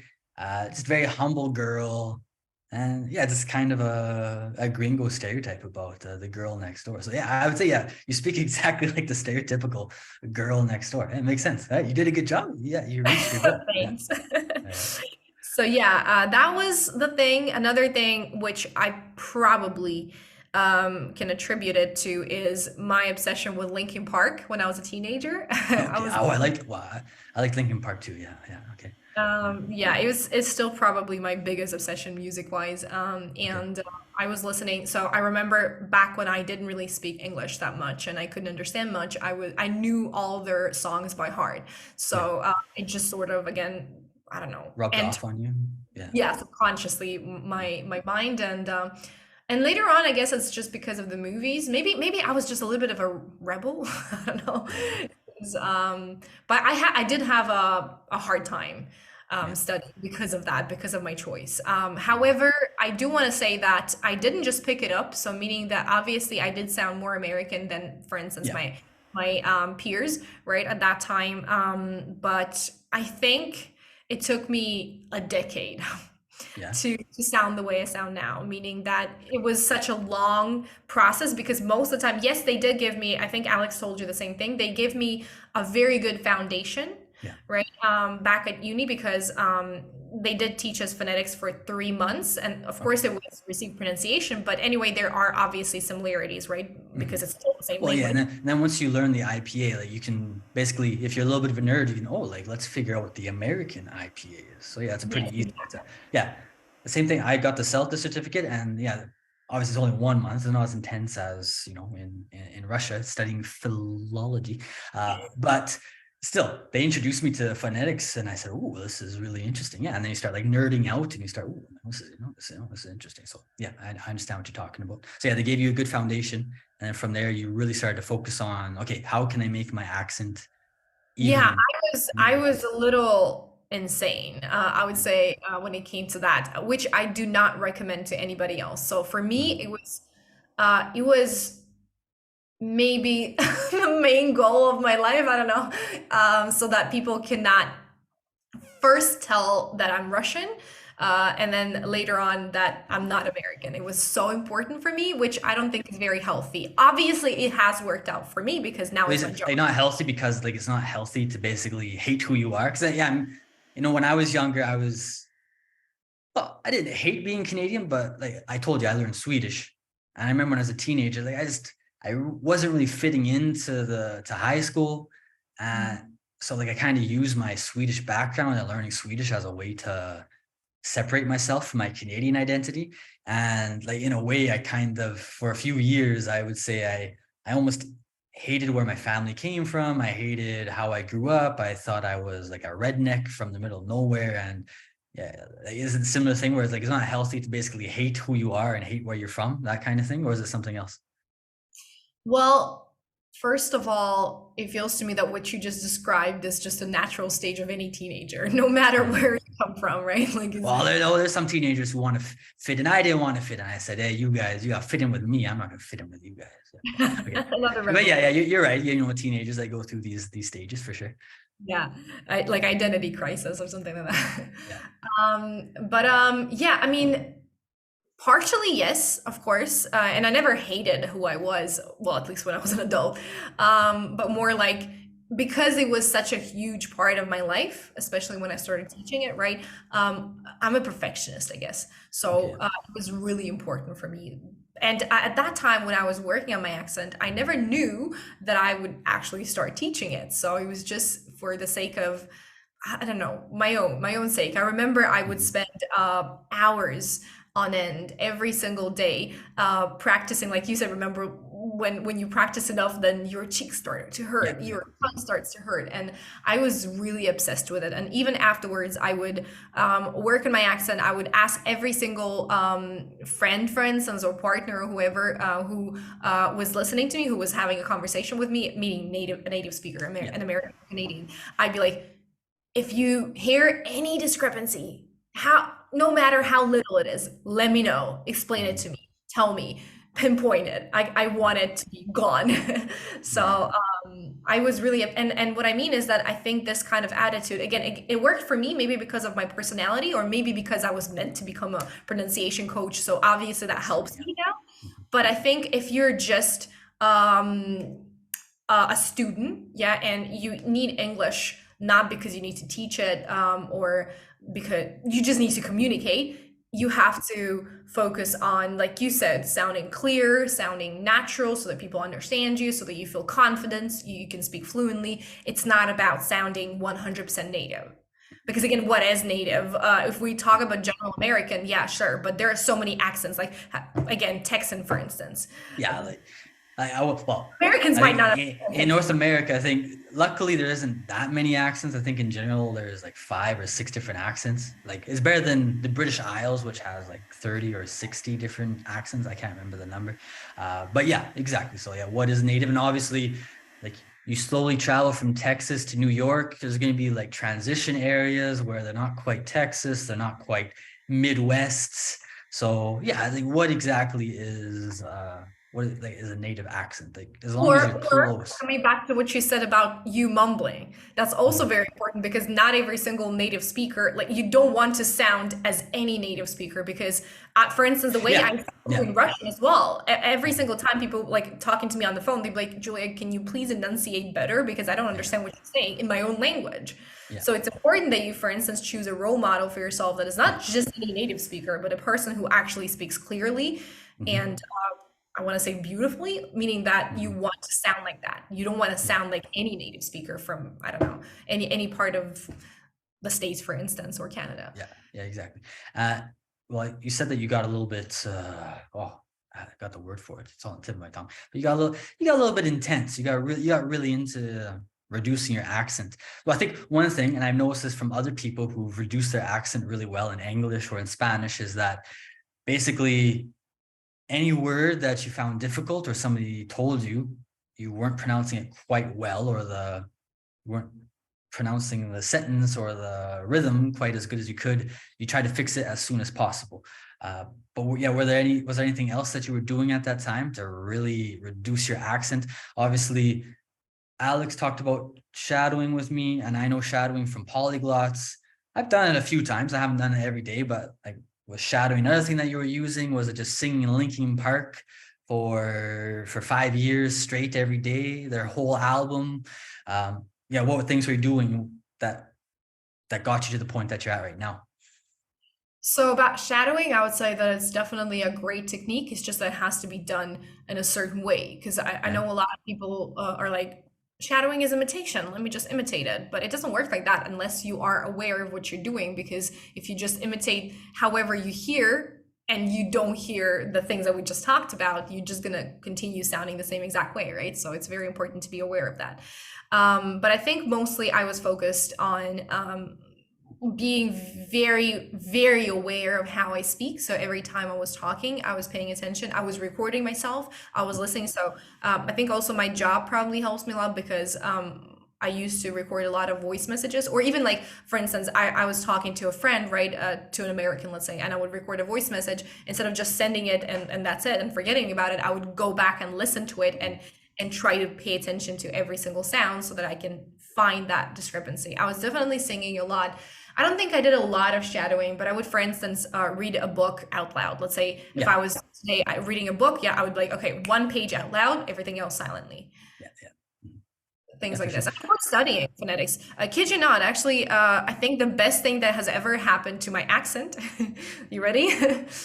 Was starting to teach pronunciation because when Yeah, you get, sort of like grammar, for instance, if you teach grammar of any language, right, you're going to get to the bottom of it and you're going to yeah, find ways how to explain it, right, so that yeah. people understand it and then you start understanding it better. So the same thing worked with pronunciation. I started going really deep into every single sound or even a common mistake or a problem, and then I'm like, okay, that's exactly how I fix it. And then somehow, like, so if you listen to me, for instance, 3 4 years ago, I even started this kind of type of videos. Mhm. I don't know if you, because you did do some research, right? Oh So yeah. How far back do I gotta go into your stories to find this? Yeah.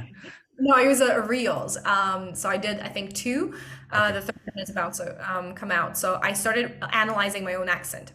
So I Yeah. would go back to, because I was a blogger 6 years ago, right? So I would find, I think it's quick because I think Alex said blogger too. Because I think for Russians, blogger means somebody on social media, right? yes, like an Yeah. influencer, Okay. yeah. Yeah. Yeah. Yeah. Yeah. You guys like to say blogger. I told Alex, no, you're an influencer. No, no, I'm a blogger. It's a bit of a, because influencers, Whatever. Well, because for me, a blogger is somebody who has like a website and they write things every day. But I guess in Rush, I guess for Russians, no, it's a blog. A blogger is somebody on Instagram or yes, yeah, YouTube, okay. something like that. I just Yeah. don't like the word influencer because it's a little cocky. I don't know. Yeah, it seems like Russians have this thing against cocky, yeah, which isn't a bad thing. Yeah, okay. Yeah. So, where was I? I lost my train of thought. Yeah. Okay. Yeah. Talking about reducing your accent. Oh yeah. You said that because you started teaching Oh yeah, pronunciation, you so got. I would record I would take the Yeah. videos that I would record, that I recorded, let's say 6 years ago or 5 years ago, and I would analyze my own accent. And Mhm. funnily enough, at that time when I was already posting, 6 years ago, people would compliment my accent, but now that I Mhm. look back at it, I'd be like, Jesus Christ, where did I find the guts? Like it was such a mixture between American, British, Russian, Mhm. Australian, whatever. It was just, it was a mess.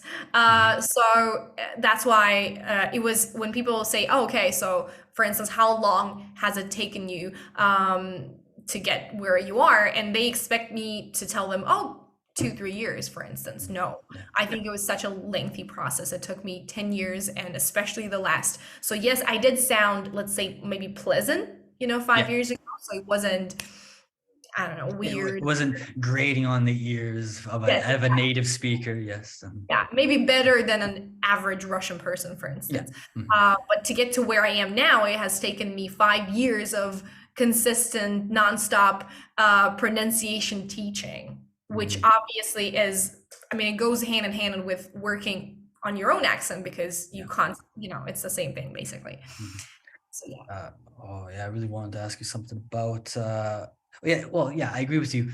I think the people that have the most neutral accents when they learn another language are usually the people who realize it's a process. And like for me, my accent in Spanish is pretty good, but at the same time, maybe I'm being self-conscious. I wouldn't say I'm a perfectionist. Like I would say, compared to you, I'm not a perfectionist. Uh, but at the same time, I always want to be getting better. So when I'm speaking Spanish, just like you said, I'm trying to pay attention to what I'm doing. If I notice that I'm starting to get lazy and using a gringo flow, like, okay, got to go back to the Latino flow. And yeah, obviously that helps my. 1 second, there's the Latino loudspeaker going past. They're advertising something. That's I don't such know a if you can hear. I don't know if you can hear it or not. It's a Latin American thing. It doesn't matter where you go. From Mexico to Argentina, they got it. Okay, I think they passed. Okay, yeah, what was I talking about? Yeah, so for me, just I'm always trying to get better at my accent. And like you said, people were complimenting me on my accent 4 years ago. But obviously for me, I listened to myself from 4 years ago in Spanish. And yeah, it doesn't sound anywhere as good as it does now. And even till this day, people always write comments on my YouTube videos, a new YouTube video saying like, oh, you've improved your Spanish so much.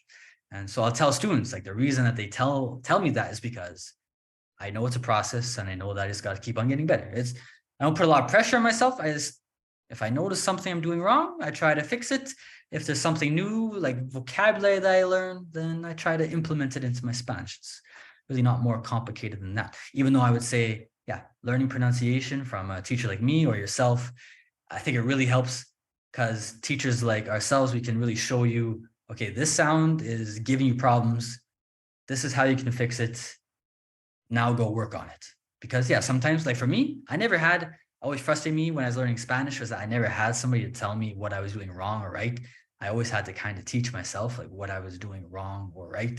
And so I try to give my students what I never had, which is somebody to tell you, okay, you got to work on your R. Like right now, it's obvious that your tongue isn't coming up high enough, or maybe it's too strong. You gotta soften a little bit because yeah, you're not gonna get that from your American friend from Cleveland, Ohio. Like they don't teach languages. They can't really explain to you what you're doing wrong, what you're doing right. So that's my own opinion about that. So I agree with what you said. Just really got focus. You got to figure out what you're doing right, what you're doing wrong, and obviously try to fix the things that you're doing wrong.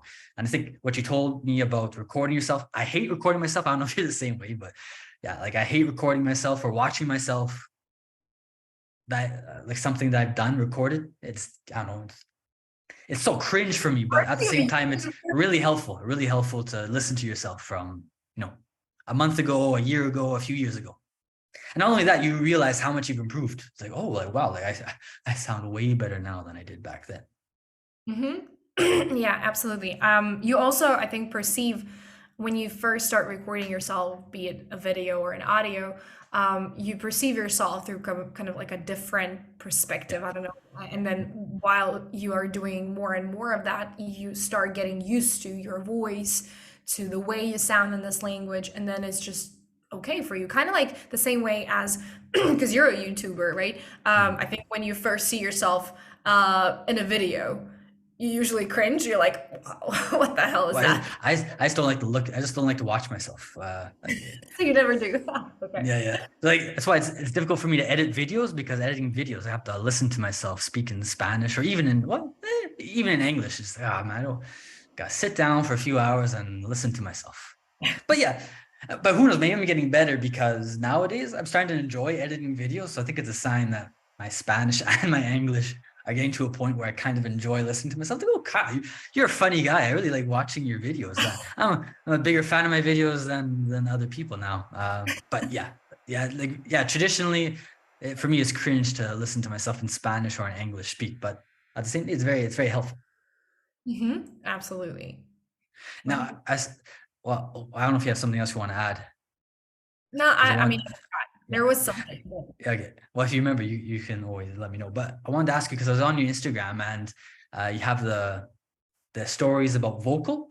So it looks like you take some sort of vocal lessons. So is it singing or is it more just like a vocal coach who teaches you how to control your voice? Maybe explain. So I'm curious about it. Yeah, I'm always experimenting with accent reduction. I was lucky to find a Mexican woman who specializes in accent reduction for telenovela stars in TV Azteca. So I was like, I learned a lot from her about accent Oh, reduction, oh, different. oh, okay. Can you please hook me up with Well, I her? don't know. Yeah, I don't know if she really, because yeah, she was teaching me and then she stopped teaching me. So I don't know if she's really teaching anymore. But Yeah, I also, I I don't know if you know, but I live in Mexico, so I would actually love yeah, to obtain a Mexican I'll, accent. So I'll please. see. Like she stopped teaching me. I don't know why. Like we were still friends. Like I remember she stopped teaching me, and then I was in Mexico, and she invited me to go on a trip with her and her family. So like we're friendly, but she didn't want to teach me English anymore. I'm not too sure why, but yeah, she was really she showed me all these techniques that accent reduction people for English, Spanish, whatever language use to help actors and actresses, you know, exercise the muscles in the mouth. So that was really helpful for me. But yeah, I never really. Well, I'm not too sure what you do. So these vocal lessons, is it for singing? Is it for controlling your voice? Uh, just describe to me these vocal lessons that you do. And is it for accent reduction or is it more just for making your voice more confident and more powerful? Well, definitely it's not about accent reduction because it's with a Russian girl. I mean, a girl from Kazakhstan, but we speak Yeah. Russian. Yeah. But it's, I mean, I've always been into singing. Okay. Obviously, I don't do it professionally, but it's just like a hobby of mine. And maybe that's exactly why my accent journey started from Linkin Park and singing them. Okay. Yeah. So yeah, and I've always wanted to do that, but you know how you always think that something is silly and you're like, I'm not talented enough to do that to I don't know. Um, I don't know. I was always looking for excuses to put it off, and then at one point in my life, I was like, no, if you always wanted to sing, why Yeah. don't you just go and do it? It doesn't really matter if you're good at it or not. And then I found, funnily enough, through Alex. So Okay. the girl who teaches us is now actually our friend, and she lives in Mexico as well. Oh yeah. Um, Yeah. she speaks Russian. So it turned out that it's not, so those vocal classes are initially, of course, I turned to her because I wanted to sing better, but what we did for at least a year, I think, we didn't even sing. We were doing something very similar to what I do, for instance, in my pronunciation classes, because I don't like, and as far as that, from at least from what I've just understood, is that we have a similar approach where you actually don't just tell them, oh, hey, this sound doesn't sound correct, it should sound darker, but where you actually tell people where to put your tongue, how to use it, right? So a bit more maybe scientific, I don't know, or precise. Well, I think for me too is like, it's also frustrating because I've also had people tell me like, "Oh, you said that wrong." It's Go figure like, out. You're, oh, well, thank you. Now, could you explain why? No, yeah. but it sounds bad. And then Well, they repeat after, they like I'll say try it to like figure it out. this, right? And you're like, I don't hear the difference. It sounds to me the Mm. same exact. Yeah, actually, well, I guess it's similar. Like in Russian, there's the L and then there's the A, and like I don't know if I do it right or not. Yeah, Russians would be like, "Oh, this is the L and this is the A." And it's like, oh, all right, whatever. Yeah, I guess I'll do my best. All right. Well, I think this So is yeah, the way to go about it, right? In terms of pronunciation with adults, again, at least. And this is exactly what we do voice wise.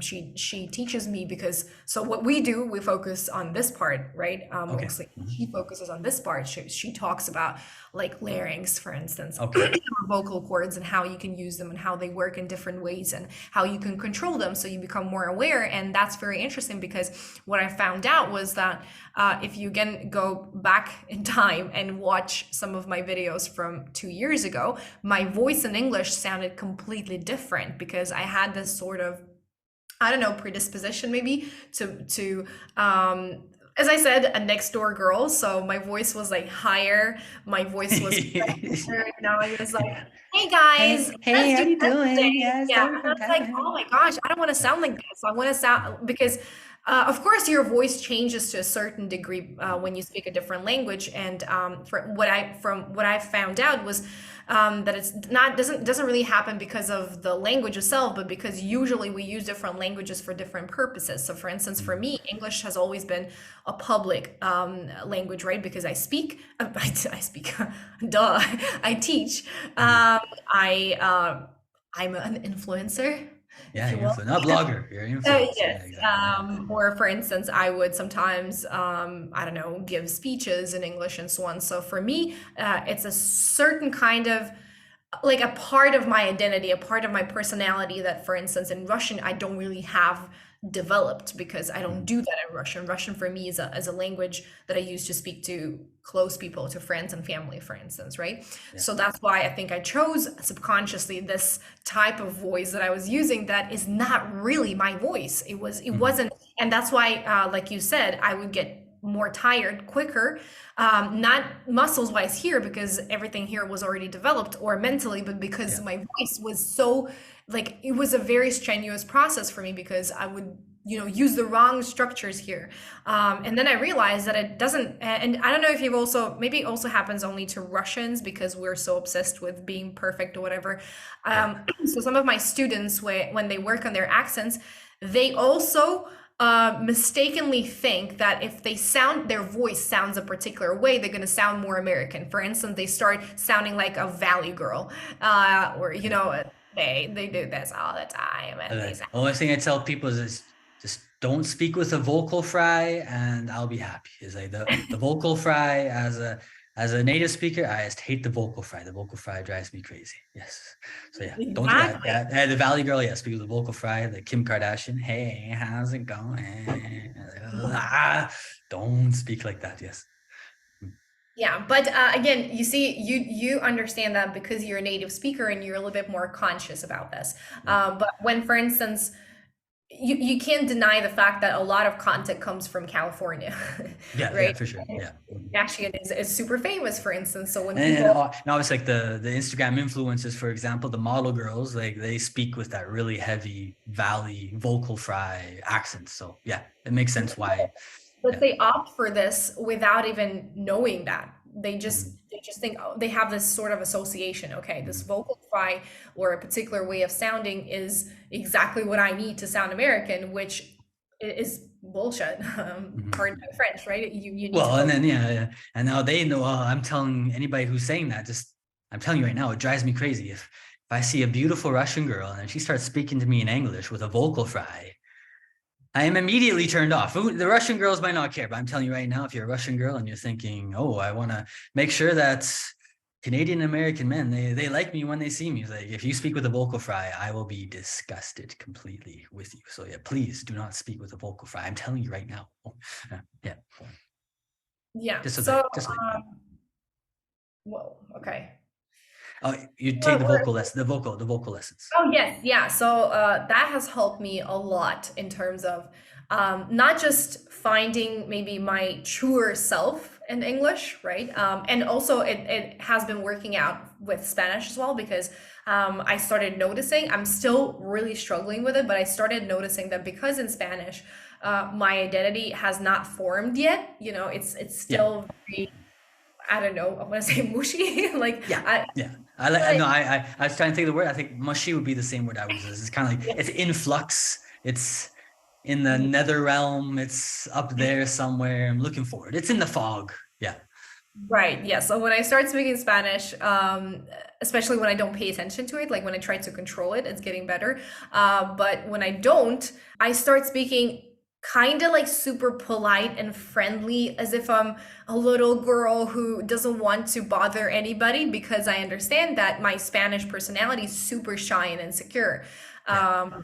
And I don't want to sound like this. I want to sound different, right? So it has helped me a lot. But anyway, so besides the fact that I like my voice in English now better because it's me, it's my own Mhm. voice that I use in Russian, for instance, it also helped me a lot to not get tired so much again because, so, you know, it happens, for instance, Yeah. now we've been speaking for 2 hours and I'm not that Yeah. tired.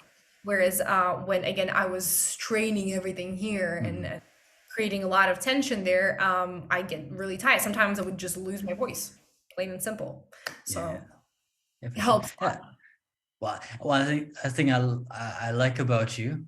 Well, I just discovered today because I do my research. But yeah, like I think you have a very similar mentality to me, where basically learning anything is going to help you learn something else. So like maybe taking vocal lessons, or well, today you put up a story on Instagram about taking piano lessons. I like to do your piano stories, where yeah, you just sometimes you don't realize the connections between different, I don't know, skills, but then you start doing it and you realize, oh, I can use this for this. Yeah, so many times, like I took Brazilian jiu-jitsu lessons, for example. Might not think like there's anything similar between learning languages and learning a martial art, but similar concept. It takes time. It's going to take a few years to really master the concepts. So because I've learned another language, if I decide to really focus on learning a martial arts, I'm not going to be thinking, oh, I'm going to learn this in 3 months. I mean, thinking, oh, this is a skill. This is a really, it's like an art, much like a language is. It's going to take a few years, many years to eventually get proficient at this. Uh, so, and you're very much the same, think in the same vein where you like to learn new things, probably because they're interesting for you, but also because you see how they can help you learn other things in the future.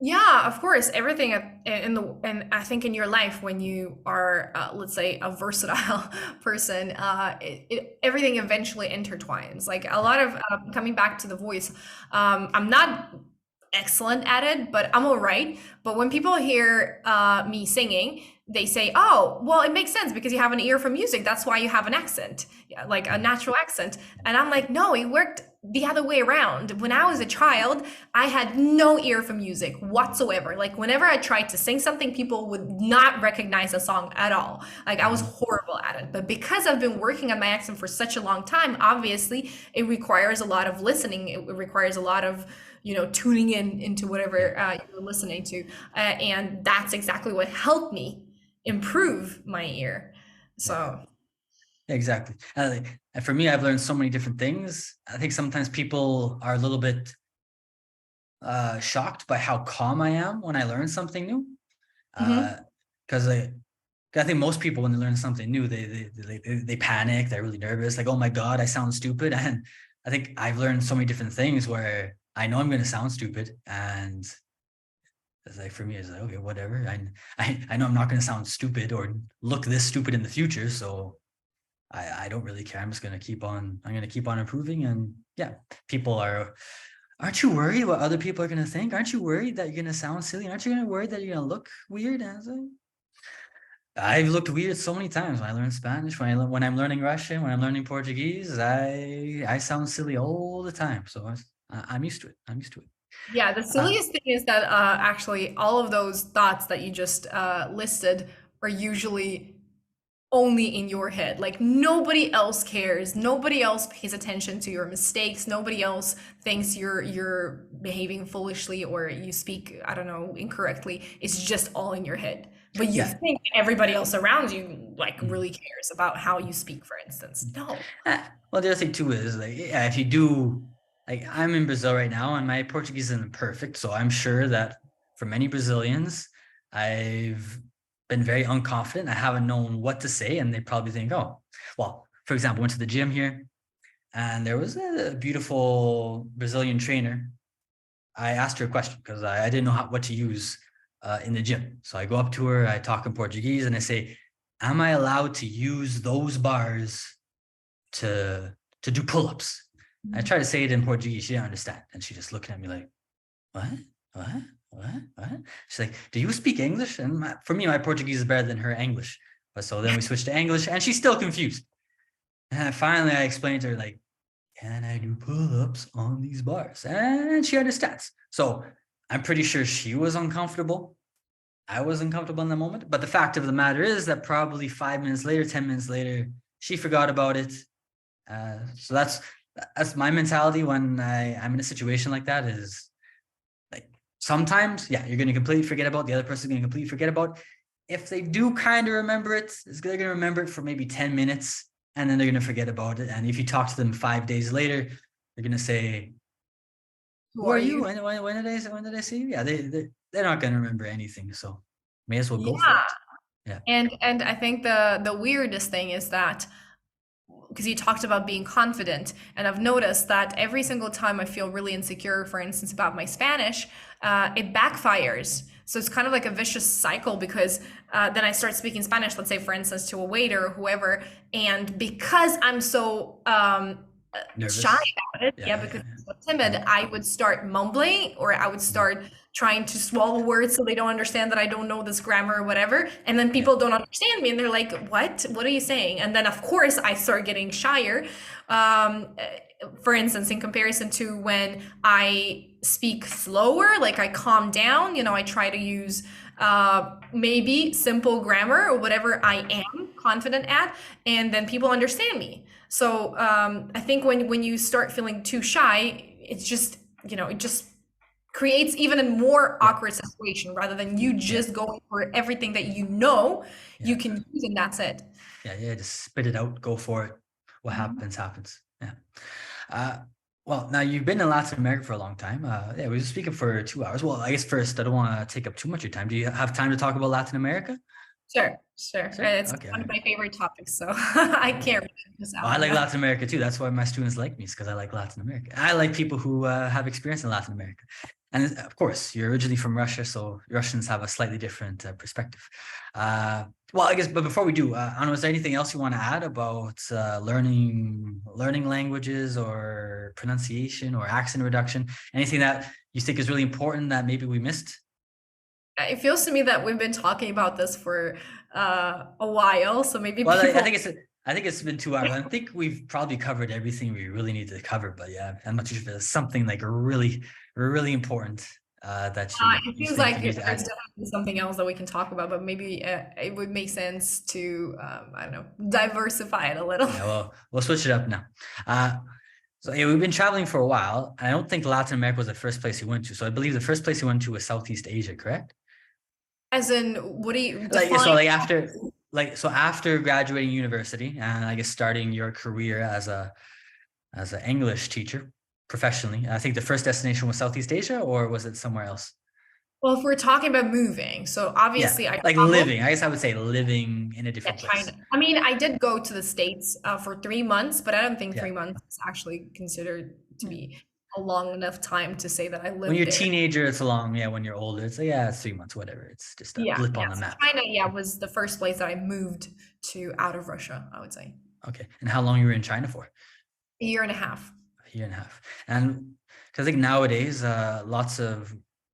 I think because of the political and economic ties between the countries, it's becoming more popular for Russians to learn Chinese. Did you go there for a university exchange like many Russians are doing nowadays, or was it just to teach English, or yeah, what was the main reason for going to Russia? I I mean, got a sorry, job not to China. there. Yeah, yeah, I got a job. I was got a just job teaching, there. working Yeah, for a yeah. company. Yeah, it seems like for Russians that teach English, it seems like the most popular. Well, I think also for Canadians and Americans, but I don't know. I think we're a little bit scared of going to China.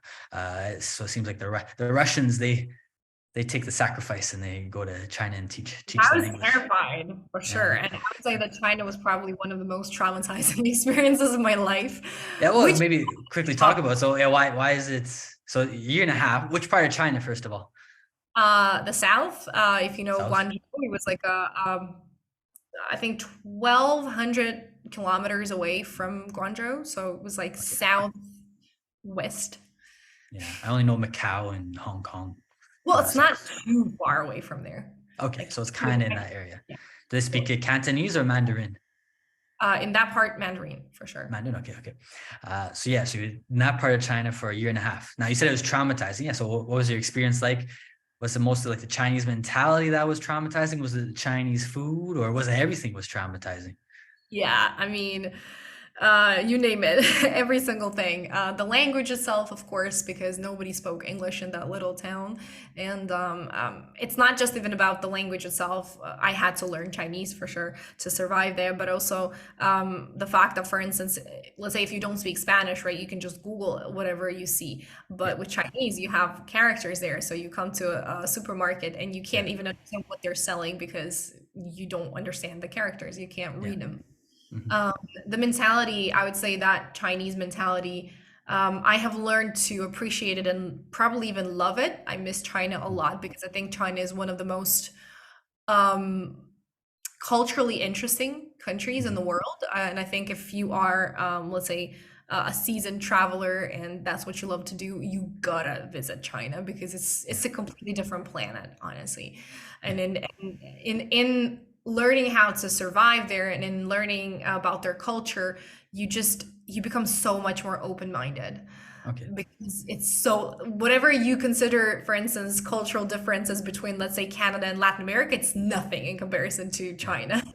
Yeah. I imagine. Yeah, and work culture, I did not like working there. It was horrible. They mistreated us, and they made us lie. For instance, I had to pretend that I was American for a year and a half I heard there. about that. Yeah, I've heard about that. Yeah, yeah. Because like they don't want to learn from anybody else that's not American. Even like for Black Americans that want to teach English there, I heard that they have difficulties because of the Chinese. They want to learn from a white Canadian Yeah, or China is an British or extremely racist country in this yeah. regard. It's crazy. Yeah, I like sometimes I'll hear people talk like complain about racism with gringos, and I say, well, I think there's other like I'm not a Chinese expert, but I know I've heard stories about Chinese talking about other races, and it's a whole nother level of racist. That's for sure. Yeah, for sure. I mean, I would say Asia, Mhm. in general, maybe not just China, other countries as well. China maybe Mhm. is just at the top there. Um, it's like a driving force because China is such a huge Yeah. economy, Mhm. right? So, yeah, but I mean, I think we could definitely attribute my traumatizing experience to China itself, but also it was my first ever experience living on my own. So I went there by myself. There was nobody else. I didn't know anybody. I didn't have, so before China, I used to live with my parents. And then all of a sudden, I live by myself. I don't have friends. I don't have my family. It's obviously a little, um, I mean, maybe unstable in terms of, like for instance, if they fire me, what the hell am I going to do? I'm so Mhm. dependent on the company because it's not even my country. I don't speak the language. So right now, for instance, even though Latin America is way easier for me in this regard because, for instance, I speak the language, right, and the culture is not as different as Mhm. China, but it's so much easier for me to now move from country to country. For instance, from Colombia to Mexico, from Mexico to Argentina, because I know exactly what to expect. And I'm sure you'll understand what I'm talking about. So when you move to a country, no matter how much you like this country, you will go through this culture shock period when you hate everything, when everything pisses you off. Yeah, yeah, Like, yeah, damn it, I hate, I don't know, this nation, and why do they have these stupid traditions, and why do they do this? yeah, It really doesn't matter how much you like the country or how even similar it is to your country. You will have to go through this, right? So now that you know what to expect, you know that it's temporary, that you will just have to go through it and wait it out basically. But at that time I didn't know about that, so yeah, I put myself into the situation in the country that is probably the most, I don't know, culturally different from what you could possibly expect. Yeah. By myself, without any friends, without anybody, and I didn't know what to expect. So it was really, I think it was the best decision of my life Yeah. because everything that followed basically happened because of me living there. But it was really hard. It was, yeah. Yeah, yeah, it's not. I completely understand. I go through the same things, and yeah, somebody's listening to this and they're going to a new place for the first time.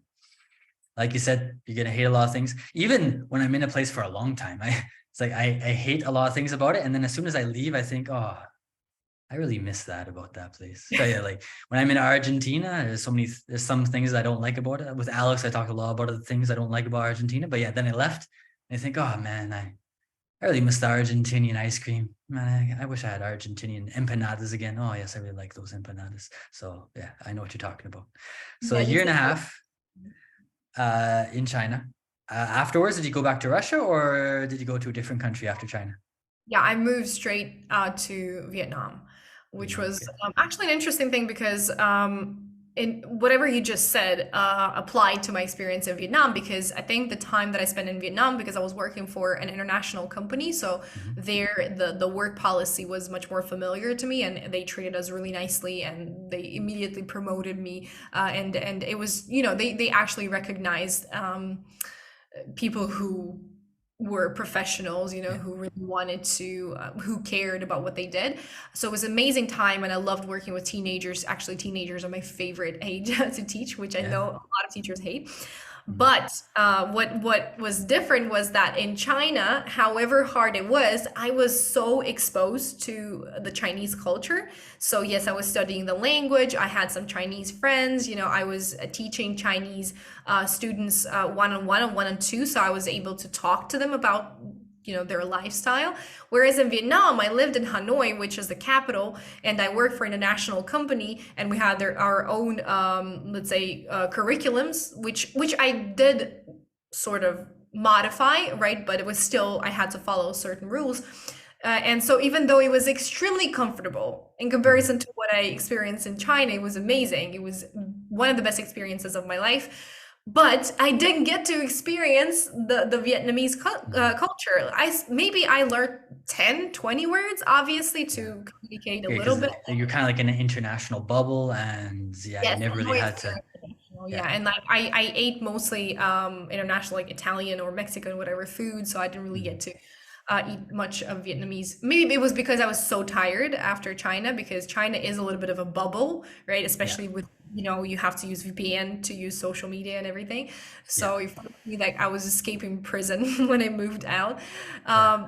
But again, it wasn't as, let's say, rich culture-wise, my experience there, right, Yeah. as it was in China. So eventually I started missing this kind of experience. Yeah, for sure. How long were you in Vietnam for? Year and a half as well. Year and a half as well. Okay. Yeah. So year and a half. Did you have a contract? Is that how it worked? Like you had a contract for a year and a half? Yeah. I mean, no, I had a year-long contract, and then I had to pause it because I realized that I had not been home for like 14 months. So I had to go Okay. back home Uh-huh. to visit, and then I came back and I stayed for like 8 more months, I think. Okay. Yeah. And then after Vietnam, where did you go after that?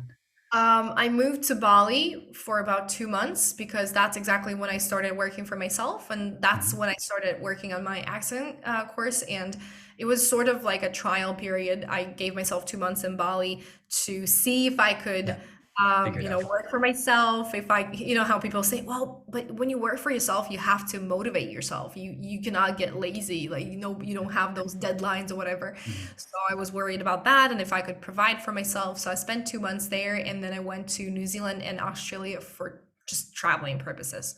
Okay. Mhm. Yes, you've been to a lot of places over that way.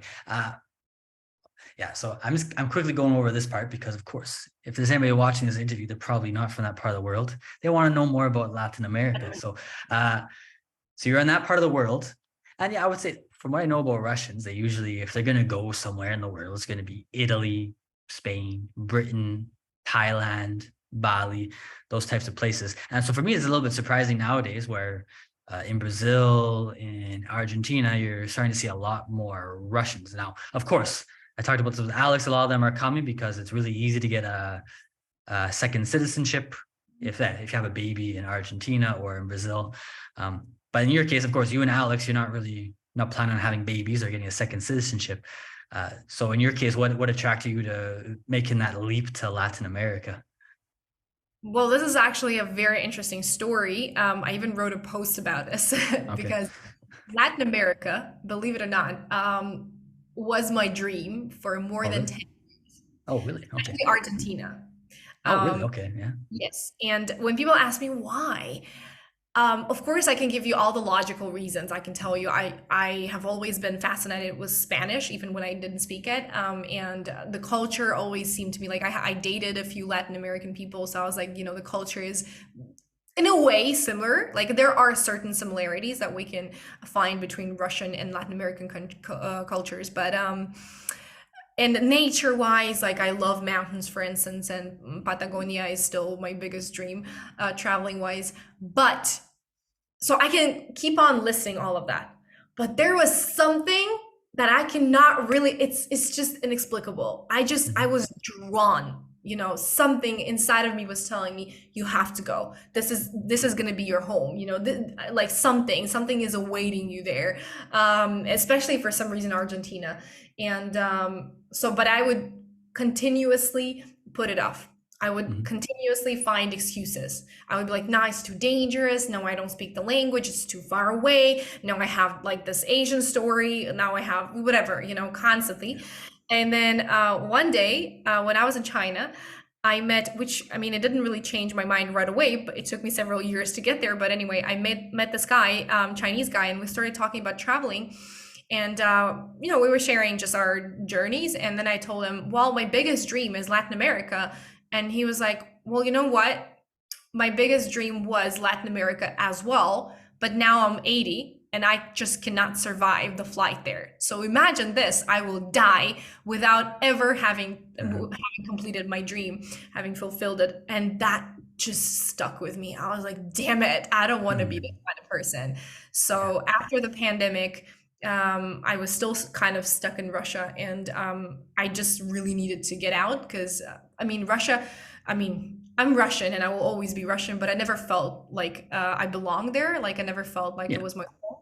So I realized that something had to change, and I was getting, how because I was traveling so much, so traveling was so natural for me because and because of pandemic, I started feeling like having like some sort of fears and doubts. Oh, what if I go to Latin America and I'm going to be alone there? Dude, you went to China and you were Mhm. fine. So I was like, I have to get out of this comfort zone, and I chose Colombia for that. So I just bought a one-way ticket, Yeah. and that's. Well, so your dream was Argentina, but you went to Colombia. So yeah, why didn't you go to Argentina first? Well, first of all, because during the pandemic, there wasn't much of a choice in terms of tickets. So, for Okay. instance, ticket to Argentina was really expensive. And also, as you know, we have our Sputnik thingy that is not approved. I don't know if you know what it is. It's a I might vaccine. know. Oh yeah, the Uh, Sputnik. Yeah, the vaccine. Yeah, the Sputnik. Yeah, yeah. It's not um, approved by like the Western countries. Yes, Yes. exactly. In Argentina, I'm not sure if it was like approved or not, but they had like let's say stricter restrictions when it Okay. came to that. And Colombia was like, yeah, sure, come in. It doesn't really Yeah. matter. Yeah. So that's why I chose Colombia, and also because it was closer. Because Mhm. Argentina to me still like I love Argentina, but I don't think I will ever be able to live there here. I'm still in Argentina Yeah. Yeah. because I feel so because I'm a Isolated. traveler, so I feel like I'm so far away from everywhere. Like I Yeah. sometimes get like panic attacks or something because when I'm in Mexico, for instance, or even Colombia, you're in the middle of everything. Mhm. You can fly, anywhere you want in a matter of a few hours, but in Argentina, it's just it's the end Yeah. of the world. Yeah, lots of gringos who say that if you want to survive a nuclear war between Russia and the United States, well, yeah, just go to Argentina. Yes. It's the farthest place anywhere in the world to avoid any sort of nuclear conflict. So yeah, it's a good place to be. Now, for me, I told Alex this that Colombia is my favorite Latin American country. Huh. Um, Why is that? oh, I told her as well. I gotta repeat this stuff. I can't remember. I can't explain these things. It's just like Colombia. I think Colombians are just, in my case, I guess if I have to give a short Short summary, it's because the Colombians are the friendliest Latinos I've met. Mhm. I started learning Spanish because of Mexicans, but I remember I went to Mexico and Mexicans are still good people, but I was actually surprised that they weren't as nice. Where in Kind Mexico? Where? No, but I've been to many places. I've been to Mexico City, Guadalajara. I've been to Hermosillo. I've been to Guanajuato. I've been to Morelia. I've been to many parts of Mexico. I like Mexicans. And like for me, my favorite food in the world is Mexican food. Like, nothing can beat Mexican food until now. Maybe somebody will say, "Oh, Thai food or Japanese food," but I like my Mexican food. So I love the food. It's just Colombian people are just the friendliest people. They make you feel at home. And what you talked about a little bit with, people trying to force you to learn British English. I think the one thing about Colombians is that Colombians themselves and then people around the world, they constantly talk bad about Colombia. So they, Colombia's a shithole, Colombia's horrible, insecurity. And so of course I could, if I wanted to, I go to Africa. They say the same things about Africa as well, but I don't know, just I like dancing. I like music. And yeah, I like that, in a way, I feel like Colombians are disrespected by the rest of the world. So like, I like Colombians are friendly. They're disrespected. They have the best music in Latin America, the best dancing in Latin America. I like Colombia. So that's the main reason I like Colombia. And I think I told Alex about this with Argentina. I think I agree with you with Argentina. It's so far away, even though I'm still on like the same hemisphere. What do you call it? No, not hemisphere. It's the same. Latinos, I consider it one continent. I'm Canadian, so for me it's two continents. But so I guess kind of on the same continent, but still, it's like a 18-hour flight to go from Canada to Argentina. So if I decide to live in Argentina permanently, it's going to be once or twice a year an 18-hour flight to go see my family in Canada. So it's just such a pain in the ass, and yeah, you feel so far away from everything. Argentina has a very unique culture, but at the same time, yeah, you're so isolated. You feel, and for me as a Canadian, it's so different. Like that, the schedule is different. Uh, Argentinians have supper at 10 p.m., 11 p.m., and for me, it's just that makes no sense. And I sometimes ask Argentinians, okay, tell me why. What would be the purpose of having dinner at 11 p.m.? And I think the thing with Argentinians, and nothing bad with it, is just that this, in a way, they're kind of isolated. In a way, Canadians and Americans, we're also isolated from Europe and the rest of the world. We kind of have the same attitude, but Argentinians they feel so isolated from the world that they don't seem to realize how strange they are. Like for them, they kind of feel like this is the way things should be. It's normal to drink coffee at 9 p.m. and yerba mate at 9 p.m. It's what? Me not able to sleep until 2 in the morning because I'm so hyped up on caffeine? What are you talking about? That's completely normal. And it's like, no, it's not normal. I can't agree with you on that. So it's like, I don't say we butt heads, but in a way, it's just we don't understand each other. So like Argentinians don't understand me, and I don't really understand them. So of course, it's difficult to live in a country where both people think you're crazy. No, you're crazy. No, you're crazy. Yeah. For example, with food, like I'll tell Argentinians, like, how could you eat supper at 10 p.m.? And they'll tell me, how could you eat supper at 6 p.m.? You need something in your stomach to sleep. And I say, no, you need to have your stomach empty in order to sleep. And I was like, what? It makes no sense. So it's just we just don't agree on a lot of things.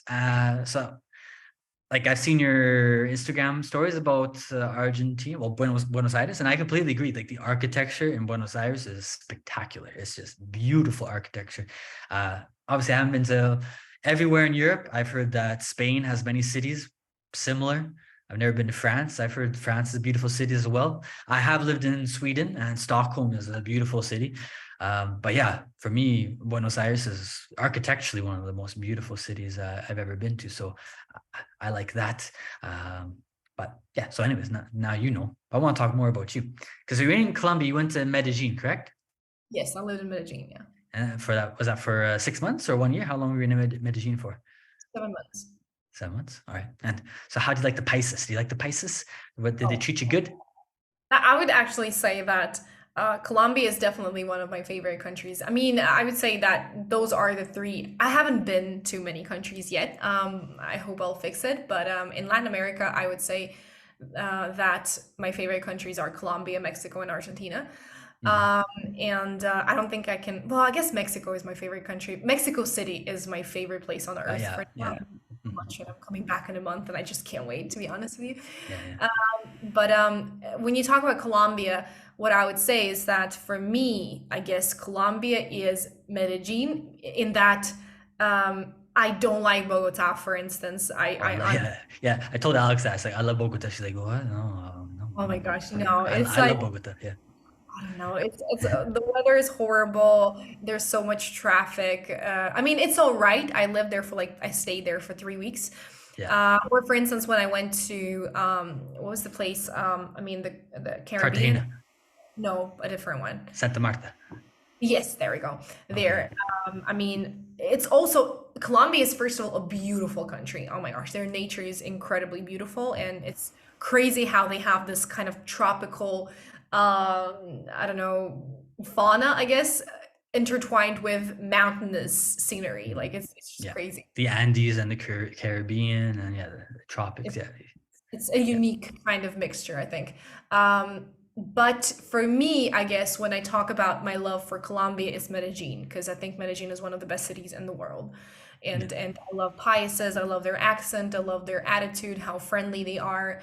Mhm. Yeah, I just love, I guess, everything about Medellin and how beautiful, gorgeous it is. You know, Mhm. surrounded by mountains and how extremely like it's so green that it sometimes feels to you that you're walking through a jungle. Yeah, Not a yeah, I like cities like that. I only spent 1 week in Medellin, and again, I'm a little bit stubborn. So yeah, everybody says, "Oh, you got to go to Medellin. You got to be in Medellin." So when people start saying that, I was like, "No, I'm not going to go to Medellin. I don't think Medellin is incredible. Okay, you're not going to convince me that it's the most incredible place in the world." But yeah, many people have said the same thing as you. Where Medellin, it feels like you're in a tropical rainforest, but you're in a city, and yeah, the public transport. I took the metro in Medellin, and yeah, it was the cleanest metro I've been to in the Americas. Like even cleaner than the Moscow metro. It was very clean. Which yeah, in Latin America, it's not often that you see a clean metro, like clean public spaces in Latin America Yeah. aren't very common. The only city that made me feel like I was in a jungle as well was Asuncion in Paraguay. It's not like not a very not I wouldn't say it's beautiful, but when you're there, yeah, you definitely feel that jungle vibe. Like you feel like you're in a jungle and they decide to put some buildings within the jungle. So yeah, I like that. I like that What vibe. about Mexico City? I mean, No, no, no, I've actually, no, I love Mexico. it's so Yeah, sweet. like I have a Mexican friend and well, he's talked to me about Russia. And I was like, yeah, Moscow was the the greatest city I've ever been to. And he, The greatest. yeah. Well, What? let me just no, but let me well again, and I didn't get Elaborate. enough. I didn't get enough time to explain like to really experience it. But just from my 1 week, I was amazed by Moscow. So I told my Mexican friend like because he really well, he's a young guy and he's yeah, I guess very he's Mexican, but he kind of has the gringo mentality where he's in his 20s and for gringos when we're in our 20s, we're like, oh, I want to go here. Oh, I want to go there. Oh, I want to go here. I want to go there. I want to go there. So I think he's told me that he wants to go to Southeast Asia. He's told me that he wants to go to Brazil. He's told me he wants to go to Paraguay again. So he's kind of all over the place. But he asked me in one of his moments of spontaneity, like, oh, uh, uh, do you know of any Russian materials to learn Russian, which are kind of like your materials that you create for your students? Because he's seen the courses that I created for Latinos and he liked them. So he's like, dude, okay, well, give me like the Russian version. Do you know about any Russian things? And I said, I haven't really found anything. Here are some things that I've used. Take them. But then I think he asked me about Russian. I just said, I would say Moscow was one of the greatest places I've ever been to. It blew. Of course, if you're Russian, maybe you don't think it's that great, but I think before I went to Russia, again, because in Canada, United States, our politicians, of course, I know many Russians don't like their politicians, but the one thing that our politicians always say is like, Russians are just a whole bunch of kind of like Eastern European rednecks. Like some politicians say, oh, Russia is just gas station for the world. Nothing in Russia. There's a gas station with nuclear bombs kind of thing. And then I remember before going to Russia, I kind of thought I compared the like GDP per capita with that of Latin America. And I think it was like Russia's like a little bit higher, but it's very similar to like Mexico and Colombia. And of course, I've been to Mexico and Colombia, so I thought, oh, it's going to be very insecure, probably going to be as dirty as Colombia and Mexico. Like, mentally, I'm prepared for Russia. But yeah, then I get there, I got to get to Moscow, and it's completely safe. I kind of assumed that only downtown Moscow was going to be beautiful, but I remember like taking Ubers and taxis to different parts of Moscow and just thinking, wow, like, because again, for us, we just kind of assume that everything is 6-story Soviet style apartment shithole. And I definitely saw that. There were definitely parts of Moscow. I was like, can't believe people live in that shitty building. But at the same time, you're driving through Moscow, like, holy cow, like, whoa, this is absolutely gorgeous. And then you take the Moscow metro. Obviously, I didn't take it during rush hour, but if you're not doing it during rush hour, the stations are beautiful. So just, yeah, I told my friend, it's one of the greatest cities I've been to. I would say Mexico City, Buenos Aires, Moscow, Vancouver, some of the greatest cities that I've ever been to. So I would say if you get the chance, yeah, go to Moscow. I've never been to St. Petersburg, but I've heard that St. Petersburg is also an incredibly beautiful city. So go to go to St. Petersburg. So that's what I told him. So that's my explanation about Moscow. So who knows? Maybe Russians aren't as friendly. That's the other thing too, is I kind of expected all Russians to be a whole bunch of douchebags, just like, what do you want? Even though that was one culture shock. Russians still smoke cigarettes like crazy. So I remember I got out of the what's it called? The Svetlava airport, the international airport. And I had to use I flew from Germany to Moscow. And I had to use the bathroom. So I go to the bathroom and I'm taking a pee, and all of a sudden, somebody's smoking. And I realized, like, I don't think it's illegal, but there was a guy, he off the flight. Russians are still addicted to cigarettes. There's a guy, he went to the bathroom and like he couldn't wait for like 100 meters to get outside. He was already smoking a cigarette in the bathroom. And I was like, yeah, geez, that's a little bit strange. And then I leave the airport and there's this huge crowd of Russians just smoking cigarettes. And I was like, before that, I kind of thought the rest of the world had stopped smoking cigarettes.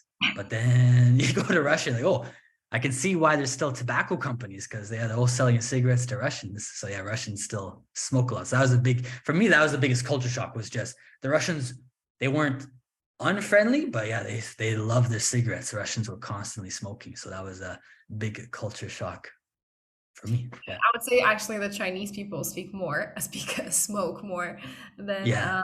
I heard Chinese people smoke. I haven't been there, so I can't confirm, but I've heard about that. yeah, I wouldn't say that we're a very healthy nation, to be honest with you.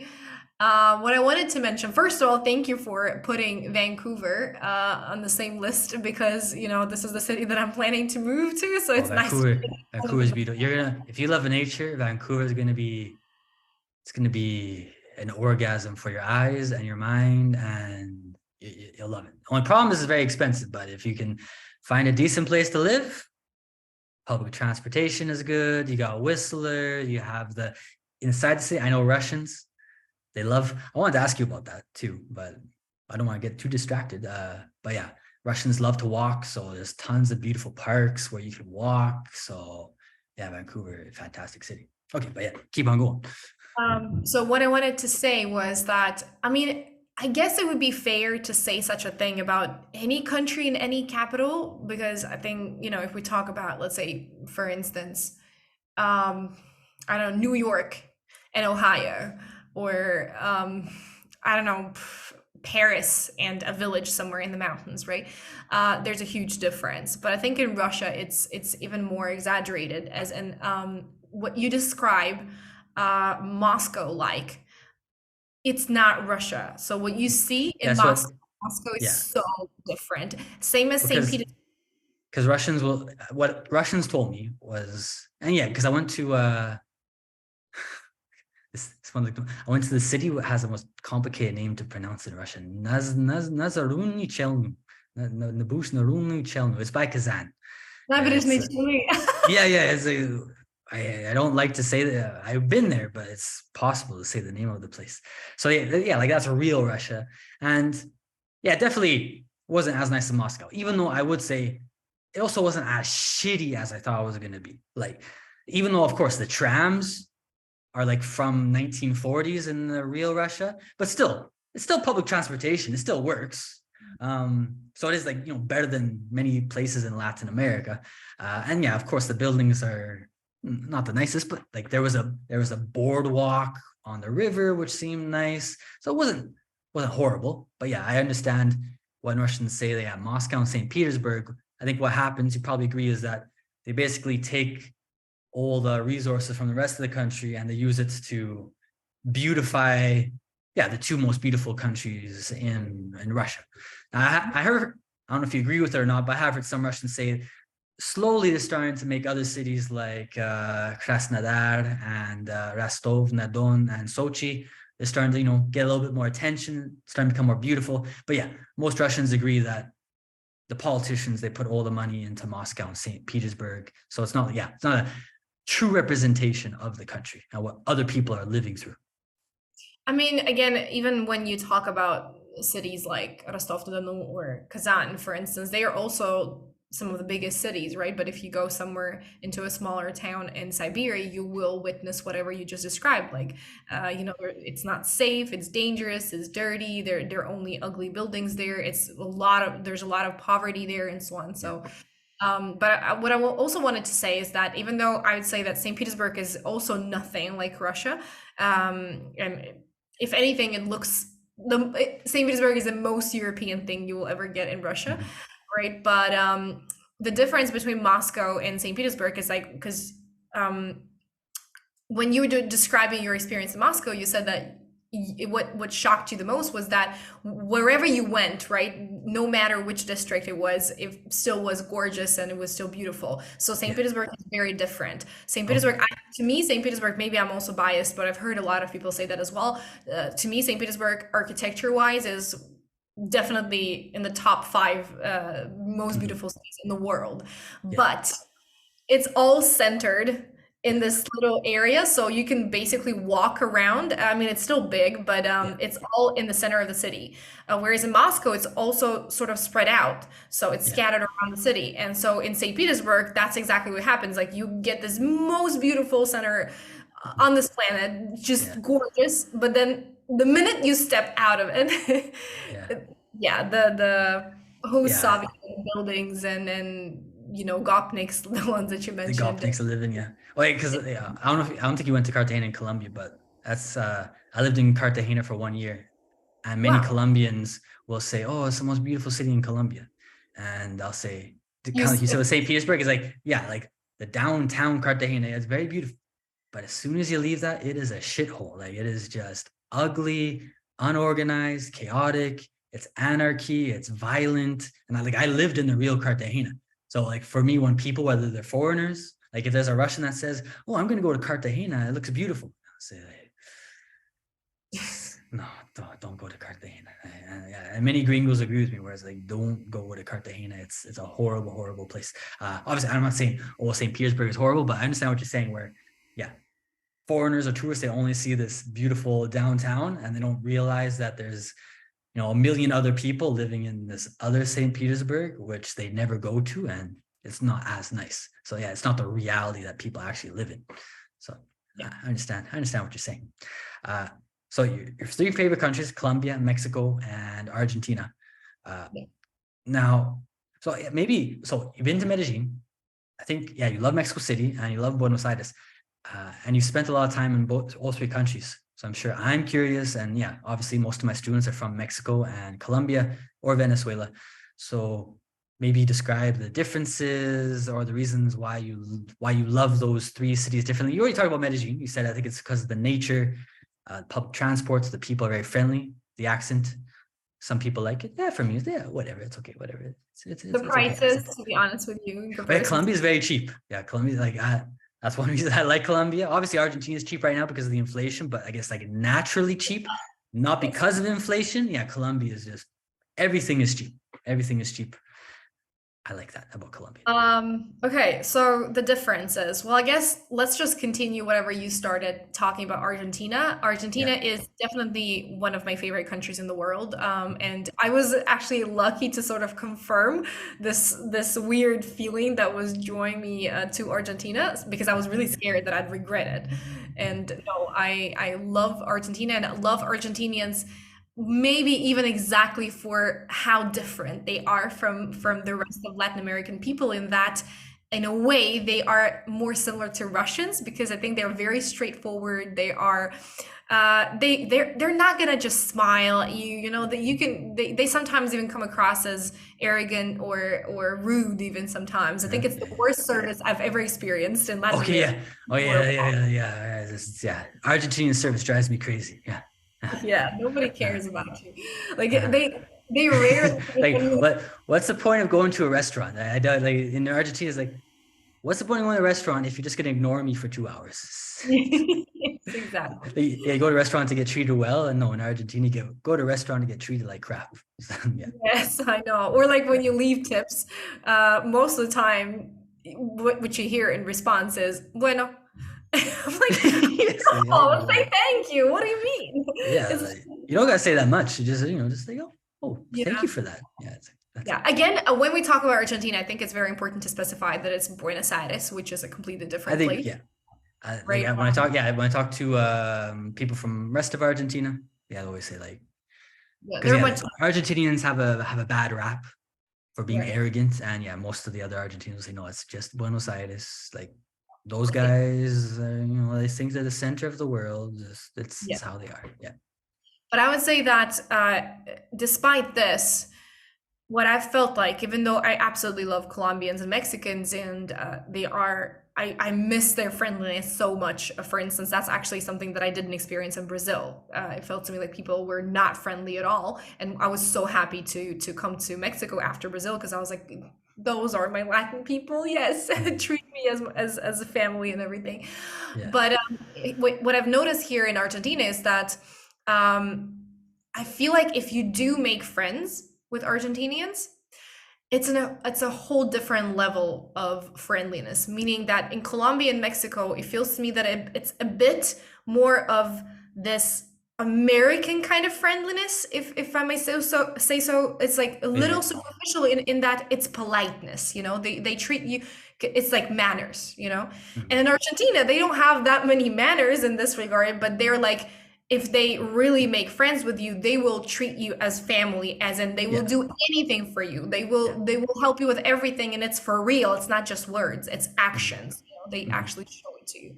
So this is what I really appreciate in Argentina. Yeah, for sure. Yeah, I like to because yeah, I want to talk about that with you because I've heard from Russians. Yeah, because Russians, yeah, they have more experience with Americans and Canadians than they do with Latin Americans usually. Mhm. And for me, it's funny because Russians will say that Canadians and Americans are artificially happy. Like obviously I think you're different because you're always smiling. You seem very happy. Like you said, you have that girl next door vibe. But yeah, many Russians they'll say, I don't like Canadians and Americans because they're so fake to me. Like I don't know if they're actually being truthful, if they're actually happy with me, or if they're lying to me. I can't tell. But then I think to myself, because that's exactly in a way how we feel about Latin Americans. Like when I go to Mexico or Colombia, I think this person is way too happy. So Yeah. I'm curious about that because you're Russian. That we're like the happiness that Latinos have, was it a huge culture shock to deal with people that were so happy and always smiling? Were you kind of like, I don't think they're actually happy. I think they're lying to me. I think it's fake. Or did you automatically recognize it as, oh no, it's genuine. This is just how they are, and I like it.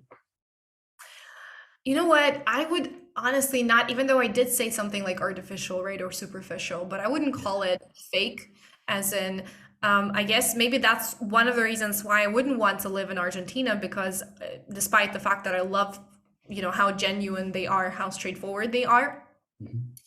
the culture of, because I'm going to say something that maybe people will judge me for Russians, but I just absolutely loathe this sort of mentality that we have in Russia where nobody smiles, everybody's like so depressed or in their head, and everybody's not everybody, but most people are rude, and they don't go out, so we don't have this kind of, I don't know, predisposition, Mhm. which leads you to like go out into the street and just be nice, be happy, be friendly. This is what is expected from you, right? In Mhm. Canada, America, whatever, in Mexico. In Russia, nothing like this is expected from you. So you go out into the street and you're negative, you're Mhm. pessimistic, you don't care about other people. So it's just a norm. And Mhm. for me, like I don't like that. So that's why maybe for instance, Mexico or Colombia, they are, even though sometimes I might get tired of that just because of my own nature, yeah, and sometimes I feel closer to Argentinians, I would always choose to live in a country like Mexico, for instance, because to me it's the healthiest. Even if it's in a way fake, it's Mhm. healthy because I don't need to walk out and into the world and see all those miserable faces. Mhm. Life is hard enough on its own. Yeah, yeah. I would actually like to see people smiling at me and being friendly and being, I don't know, caring, polite, all Yeah. those words. I need Uh-huh. that. I want that. So for Yeah. me, So it's from not. your yeah, so from your own experience, would you say that Mexico City, like out of those three cities that you spent a lot of time in, so Mexico City, Medellin, and Buenos Aires, you would say that Mexico City, they have the friendliest people? I guess I would probably rate it somewhere close to Medellin. I would say Medellin and Mexico City for me. Yeah. Again, for me, Mexico City is very different from Mexico itself Yeah. because, for instance, when I went to Cancun, Mexicans Yeah. there were not polite, not friendly at all. They were just trying to rip everybody off, and No, sounds like Caribbeans. Yeah, Caribbeans and Latin America. They just want to rip people yes, off. exactly. But That's how I felt in Colombia. some they can be Yeah. very friendly. Yeah, Mhm. but yeah, I'm guessing in Santa Marta, you probably dealt with the costeños that just wanted to rip you off the whole time. Yeah, yeah, those Yes, people. exactly. So that's why for me, when I say that I want to live in Mexico, for instance, I mean Mexico City. Yeah, So yes, I would say that it's the same level of friendliness. I would probably still choose Mexico City if we're coming back to comparing them, right? yeah, Because for me, Mexico City is everything I want from a city, meaning, of course, it has a lot of disadvantages. Like, for instance, I got robbed there the first oh, time, really? Okay, yeah, hopefully the yeah, last time in Latin America, even though yeah, in Medellin, for instance, I would, for instance, easily walk at yeah, night by myself and nothing has ever happened. I yeah. mean, I don't know. Maybe I was just lucky. Yeah. No, knock on wood too, because yeah, I think most people would say, yeah, don't be walking around Medellin late at night. So yeah, Sure, yeah, yeah. yeah, But in Mexico City, it happened. But again, it could have happened in any other big city, I think, yeah, in Europe easily. But and for instance, air pollution, all good, good. Like it's just, I think is one of the reasons why I decided to move to Canada because I was like, I can't deal with that, anymore because the air pollution in Mexico City is just yeah, horrendous. But to me, it's international. It's one of the most mhm, international cities I've ever been to. It's crazy how, for instance, when you're walking Condesa or Roma Norte, uh, yeah, you hear so many different languages. Actually, sometimes you hear more English than Spanish, yeah, and I really like that because the culture of this multi. I can't say multicultural culture, can I? International culture. I think it's just, Cosmopolitan. yeah, that's Yeah, a good word. mhm, Um, it's something I guess that I want to live in. As a mhm, person, I always like when people tell me or ask me, where are you from? I'm like, well, I consider myself a citizen of the world because mhm, I can't really say that I'm Russian because yeah, yeah, yeah, I'm not a typical Russian and I haven't lived there for such a long time. So, mhm, um, this is very close to a place where I would want to live. And mhm, then on top of that, it has everything. It's sort of like New York, mhm. meaning you can get any Yeah, for food, sure. Yeah, right? They have, I think maybe it's because of the American influence, because it's closer to America, but also my Argentinian teacher, because we were talking about all the traditions that you talked about in Argentina, like the dinner at whatever, 9, 10 p.m., 11 p.m. 10 Yeah, p.m., yeah, yeah, and not being able to find any food at 6 p.m., which is yeah, what yeah, I yeah, exactly. usually Yeah, eat, right? She told me that one of the reasons might be is because when European people came over here to colonize Yeah. Argentina, Argentina never had like, of course they have their native people, right? But it's never been like a civilization, Mhm. you know what I Like mean? there's So no like civilization there yeah, beforehand to maybe like influence separate things. tribes or Yeah. whatever, right? But so European culture was easily sort of transferred here, and that's why, Hmm. for instance, they have so many different traditions that are that originate from Spain, let's say, or Italy, Yeah. right?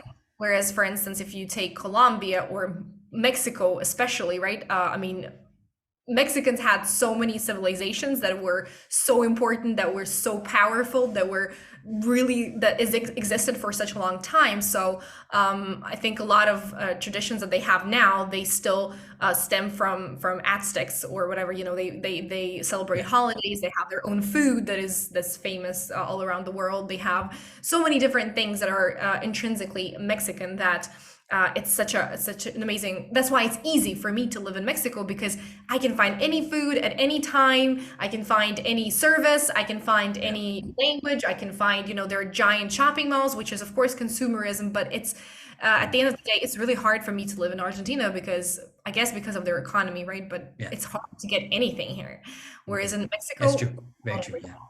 whatever. Yeah. Yeah. Um, Yeah. Most gringos will say that the main benefit of Mexico is that like obviously it's its own culture, but because of its proximity to the United States, they've like they've slowly assimilated those gringo, what do you call it? Those gringo cultural aspects, such as convenience. So yeah, like being open for 24 hours, and just being convenient for people who are living in the city. So yeah, I understand what you're talking about with that. All right.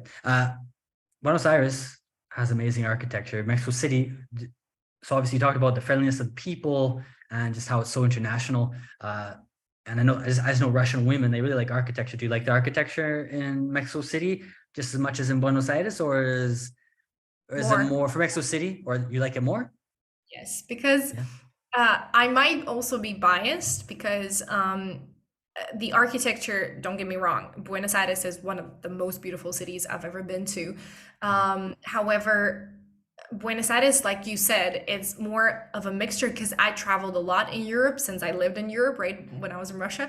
So for me, Europe, I love Europe. I miss it. But it's very similar. Like it's a little boring to me, meaning that I've Yeah. been everywhere and a lot of countries look the same, you have the same squares, they have the same architecture. So Buenos Aires is incredibly beautiful, but for me, it's nothing new. Mhm. It's something very familiar. Whereas, for instance, in Medellin is a beautiful city, but they don't have it's new. All Yeah. the It's new buildings are architecture. Yeah. new. It's not. Yeah. There's no So tradition or history yeah, behind it. it's beautiful more because of the nature, for instance. Yeah. But Mhm. Mexico City, the architecture that they have there, it's something unique. Yes, it's sort of also maybe in a way European, but it's not the same as I don't know, Like Paris. they've adapted it to like the Yes. Mexican. Yeah, like Yeah, those I agree. Yeah, like the buildings. Mexican, the colorful buildings, and just like it's like 2 stories maximum most of the time, and yeah, the colors. Yeah, yeah, it's very Mexican. Like you And then can't also the confuse it. beach. Because I think again, I mean, Buenos Aires, I think is also a very green city for sure. There are a lot of giant parks, right, and tall trees and everything. But again, the nature here is a little bit more familiar because it's more northern than let's say Mexico, Yeah, like Colombia. it's a more of a temperate climate, Yes, whereas exactly. Mexico City is like subtropical. So it's Yes, yeah. Mhm, exactly. And it's mhm. just I don't know if you remember, there's a street that I always talk about. It's called Amsterdam in Condesa, which is like a Okay. round street. I don't know. It's Was it just by the Hippodromo? It's like the old. exactly that. Okay. Yes, that's literally the hippodromo that used to be an hippodromo. Yeah. If why we speak with a Spanish accent, right? So Well, it's good. it's It's a the proper most beautiful. pronunciation. Yeah. Yes, that's true. Mhm. I think it's the most beautiful street in the world because it's Yeah. literally jungle. That It's is like true. a That is true. Yeah, it's very, yeah, like Roma Norte. Well, actually, there's many parts. Like, well, it's such a big city, and yeah, like I spent lots of time in Mexico City, and yeah, if you go more south to like Benito Juarez and where Frida Kahlo, Coyoacan, and even by Coyoacan, there's some places that people don't really know about. But if you walk in the neighborhoods, it's also very beautiful. So it's a big city. You can basically walk in any direction, and you're gonna see something that isn't quite the same, but still Mexican. so yeah, it's just a huge melting pot for Mexican culture, and yeah, it's yeah one of the best Yeah, that's cities what I also in. like because people a lot of times tell me when I tell them how much I love Mexico City, they're like, "Well, Mexico City, like the parts that you like about Mexico City is Roma and Condesa," and I'm like, "Well, it's fair to say that about any city, like in Medellin, for instance, is usually Poblado. Poblado and Yeah. Laureles. Yeah, we're here. It's in Buenos Aires, it's Palermo and Recoleta, whatever. Yeah, so it's Mm. usually just two, three areas. But yes, Yeah. Mexico City is such a giant city that it's just such a melting pot. So yes, it's Roma, but it's Roma Sur, Roma Norte, Condesa. There's Polanco. The Coyoacán is a whole city on its own, Yeah. Yeah. right? Mm. There's so many places where you can go to, and there are also a lot of places where you shouldn't go. Yeah, for sure. Yeah. There. As long, you gotta know where not to go as well. Uh, quickly about the things. Yeah, I always like to ask people about this. Your favorite things from the Latin American countries, because yeah, so you've spent time in Argentina, Mexico, Colombia, and Brazil. So if you want to include Brazil in this, you can. You can. I'm just curious, maybe favorite food, drinks from the different countries you visited. So maybe the favorite drink that you've tried, or in whatever country in Latin America that you've been to. We're talking about food that is It, authentically me. first we'll talk about drinks. So drinks. So it could be alcoholic or non-alcoholic. Mhm.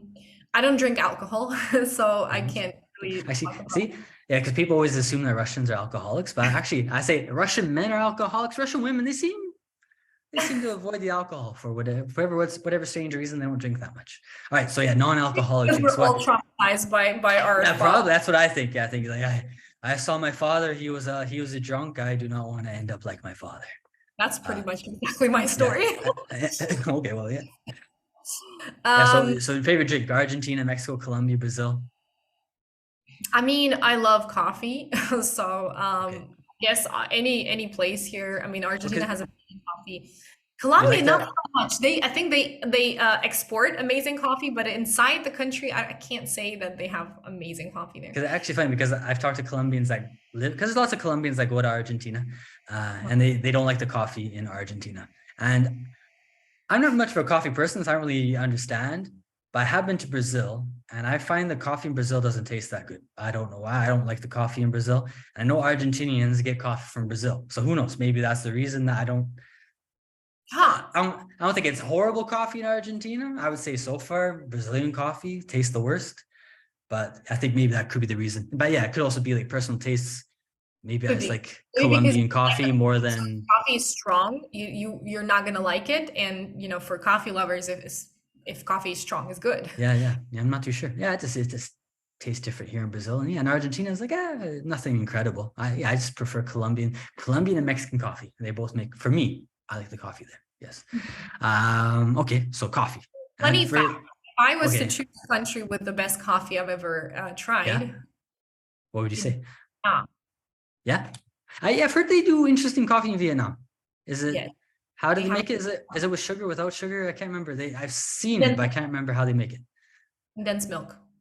Oh, they would condensed milk. Yes, Actually, but it's Latinos kind would of because bad. Latinos love condensed milk. If you're Latino watching this, maybe try Vietnamese coffee because yeah, Latinos love leche condensada. So you think they would like it? Okay. But what I meant was not even the way they make it. It's just the coffee there. Vietnam, if I mean, don't quote me Because on they this. grow their own coffee, right? I think it's the second biggest exporter of coffee after Okay. Brazil. So it's not Oh, even okay. close. So I Okay. was shocked to find it out. And Vietnam was the country that made me addicted to coffee. I didn't drink coffee before Vietnam. Yeah. Well, yeah, So because Russians generally are a tea. They're a tea nation, right? So I'm guessing you drank tea before. All right. All right. So coffee. But yeah, so Vietnam has the best coffee. But yeah, in Latin America, you prefer Argentinian or Brazil? What's your favorite coffee in Latin America? I guess Mexico. Mexico? Okay. All right. Yeah, I Good. guess so. I'm not Yeah. sure. Mhm. Um, Uh, the drinks wise, it's a little strange, I guess, to talk about coffee because it's not, it's.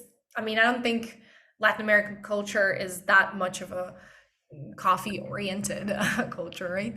Um, so I don't know. I can't think of any drink that I really like. I remember that in Colombia, I was so shocked when I tried what was it? Lulo? yeah, Lulo? Lulo. Yeah. Yeah, No, Lulo, yeah, Lulo. Yeah, I something think it's like Lulo. that. Yeah. which is, I guess it's, I The mean, fruit. Yeah. it only grows in Colombia, right? Yeah.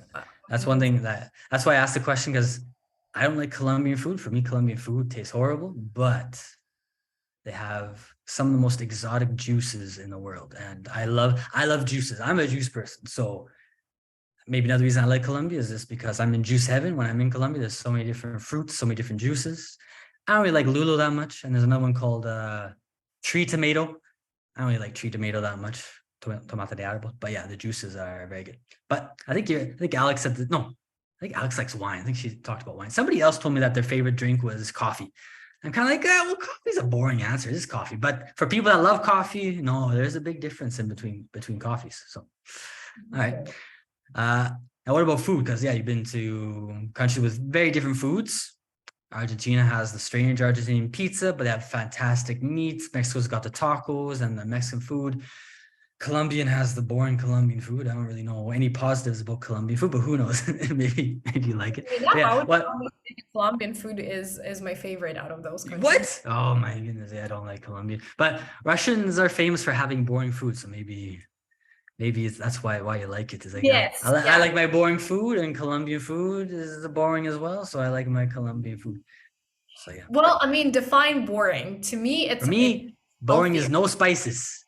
So yeah, Okay. yeah, I guess yeah. In a way, it is healthier, but Like homemade, you can go to any menu del dia and you can get rice, beans, meat, yeah, some veggies. yeah. I like that about Colombian food. Like it's cheap and you get a complete meal. Like you get your carbohydrates, you get your veggies, you get your protein. It's good. It's not very exciting. It's not going to be like, ooh, that's delicious. It's just you eat it, it fills you up. Good. Well, if we talk about Mexican food, since you mentioned that you were a fan, I would probably say that when Mexicans ask me, what do you think about our food? I usually say Mexican used to be my favorite cuisine before I came to Oh, Mexico. yeah, Because yeah. now I understand that what I meant by Mexican food before was Tex-Mex. Oh So yeah, it was, Texas. yeah, it was like Yeah, burritos and stuff like that. And to me, I am learning to appreciate it. I yeah, know some Mexican guys, that have been trying to introduce me to Mexican cuisine because obviously every Mexican is really proud of their heritage. yeah, But it's hard because I like spicy. It's not even about spices. Well, not maybe not as much. yeah, But it's more about the fact that Mexican food, not everything, of course, is mhm, very diverse. And there's, as far as I know, also like cuisine that comes from Baja yeah, California, right, which yeah, is completely different. But it's so greasy. It's just, yeah, it might be delicious, but I feel really bad afterwards. My stomach yeah, just cannot take it. yeah, So, yeah. um, I think some. I agree with that. Sometimes you get a taco and you think like, is this more taco or is this more fat? Like I want to know. But yeah, if you go to the right places, they make it in a nice way. It tastes good. So, but I understand what you're saying. Yeah, sometimes it can be a little bit too greasy for sure. All right. I think we're almost at the end here. Oh, maybe. Well, you're planning on going to Canada. I'm just curious because I'm Canadian. So when you go to Vancouver, I already told you. I think it's not you. Vancouver an excellent choice. I spent 4 years in Vancouver, so I love the city. Uh, I I would say like if I could live anywhere in the world, it'd probably be Vancouver. I just Spicy have weather. uh, well, in a way, like people are becoming more international. So maybe you agree with this. Like I think you're international, I'm international. Uh, yeah, I probably wouldn't want to be in Vancouver during the winter because it's just 6 months of rain. It is very depressing. Um, but I'm also not one of those people that says, "Oh my goodness, it's raining. I wanna commit suicide." Because there's some people, like for Russians Russians, Canadians, Swedish people, Finnish people, to be like, "Oh, I live in Italy now. I live in Vietnam now because I just can't stand the winter." And it's like for me, I love all seasons. I lived in Cartagena for 1 year, and I was depressed because the weather never changed. Like I want my seasons to change. I do not want to be hot the entire year. So of course there's northern people that don't agree with that, but for me, I like how the seasons change. For me, like winter is a break. It's a break from summer, and I can focus on being inside and working on projects in my house, in my room. So, of course, not everybody agrees with that, but that's my own personal opinion. Yeah, I guess I'll dare say that this is the first thing that we don't agree on. Yeah, Even now, I know, I understand. Yeah, it's yeah. too cold for me.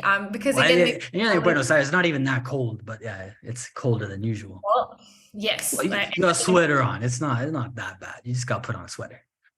I know. Yes, and for me, Mexico City has the best climate ever. Yeah, I Like do. Yeah. Do you? Yeah, because many people say Medellin has the best climate. So, but do you prefer Mexico City climate more than Medellin climate? because Mexico City does get colder. So in Medellin, I think it's pretty much the same all Yeah, year around. I think in Mexico City you still have a little bit of variety, but yeah, yeah, I just I don't know. I miss it so much. I can't wait yeah. to come back in terms of weather. And I do want to specify something that um, maybe it's because I was traumatized living in St. Petersburg, but Yeah. it's not just about the weather itself. So I can't say that I hate winter, even though if I had a choice, I would prefer to live in a place with eternal spring slash summer. Mhm. Um, but it's about the lack of sun Yeah, because yeah, for sure. Yeah. it's I'm okay with a winter, like Mhm. snowy winter, for instance. Yeah, If because I I think get St. Petersburg is actually very similar to Vancouver, where it rains the absolutely, entire and that's winter. what Yeah. I'm terrified about. Yeah. Yes. Yeah, I think from what I've heard about St. Petersburg, it sounds exactly like Vancouver, where it's just rain every day. Yeah. And yes, if you want to confirm your suspicions, yes, the entire winter in Vancouver it's great. I remember my first January in Vancouver, it rained every single day. There wasn't a single day of sun, and it rained the entire month. And yeah, I was Canadian, but of course it's a different climate. I couldn't believe that it could rain somewhere for an entire month. And yeah, it rains in Vancouver for almost the entire winter. It can be depressing for sure. But it's not minus 20 degrees Celsius, but it depends on what you like. Uh, so the main reason you go to Vancouver is because of the city, or is it more because of the linguistics program that you're going to be taking? I mean, I don't think there is. Am I being blurry? What the hell? It's okay. Yeah, sometimes it goes blurry, but it's not a big deal. I mean, it was a bit of a uh, how should I put it? A decision that was not based on any logic, meaning that I was getting really tired of Latin America. I got robbed, Oh yeah, I yeah, yeah. going through a breakup. I was getting tired of constantly having to watch over my shoulder Yeah. and all these things. And obviously there are certain issues that you have to deal with in Latin America. And since I lived in Russia, then China, Vietnam, and Latin America now, sometimes even though I appreciate a lot of chaos, like don't get me wrong, for instance, my favorite countries in Europe are Italy and Spain. So I do Chaotic not like countries. I Yeah. can't really, tolerate Switzerland, for instance, or Germany even. Like it's too perfect for me. It's too Mhm. I need chaos. Yeah. But sometimes I get tired of it, and I figured maybe I should try living in a country that is more developed, that is safer, that actually cares about its citizens, and Mhm. with better everything, just Mhm. welfare, and so that's why, I guess. And there are many different reasons, and Vancouver was my choice because of the nature, I guess, because of the mountains, because everybody says that Vancouver is one of the best cities in the world to live in, right? In terms of environment, I guess. Also universities, also its proximity to the states, and there are a lot of advantages there. And to be honest with you, also my decision to move to Canada, so you should be very careful with your words now, like telling me about, it raining every single day for in winter. Uh, My decision to move to Canada is not set in stone yet.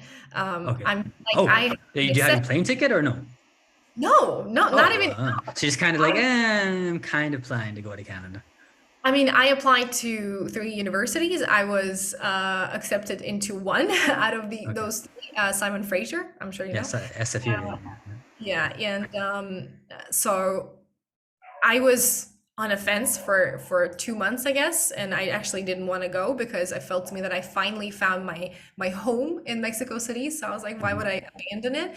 But then certain things, I mean, certain conversations influenced me, and so basically, I was accepted from this year. So I was supposed to be in Canada in August, but then I realized it'd be too intense, too tight, because I'm coming back to Mexico City on the 15th of June, and I would have 2 months, and I have so many things to do, and I have so many things in terms of my business, my Mhm. school, and everything. Like it's just moving, for 2 years at least to a country, for instance, that has a winter, which means that I need a certain type of clothes. Yeah. Um, and I just realized it was a little too much of pressure and of me having to make a decision right now because I need to apply for a student visa. So I asked for an extension. Okay. So basically, they are waiting for me in 2024. So in Okay. more than a year from now. I did pay my deposit, so I'm going to start planning it out and applying Mhm. for a visa and everything, but I have not made a final decision. I don't need to make a final decision for now. Okay. So be careful with what you say to me about Canada and Vancouver. Well, I still think it's a fantastic city. Okay. Obviously, if you go there in January, it's not going to wow you. But if you wait until April, May, then yeah, you'll be very happy with your decision. Yeah, just have to be patient. Okay.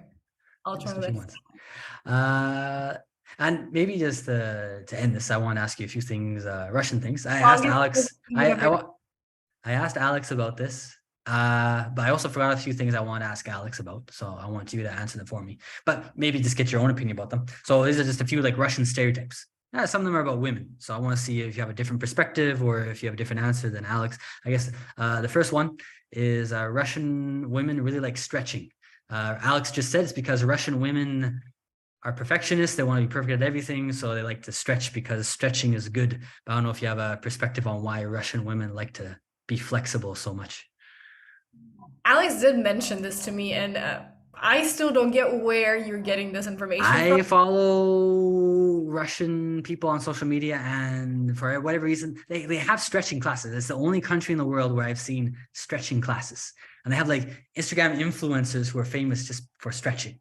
And I just think, oh, that's for me, it's new. So I guess for Russians, it doesn't seem like it's a special thing.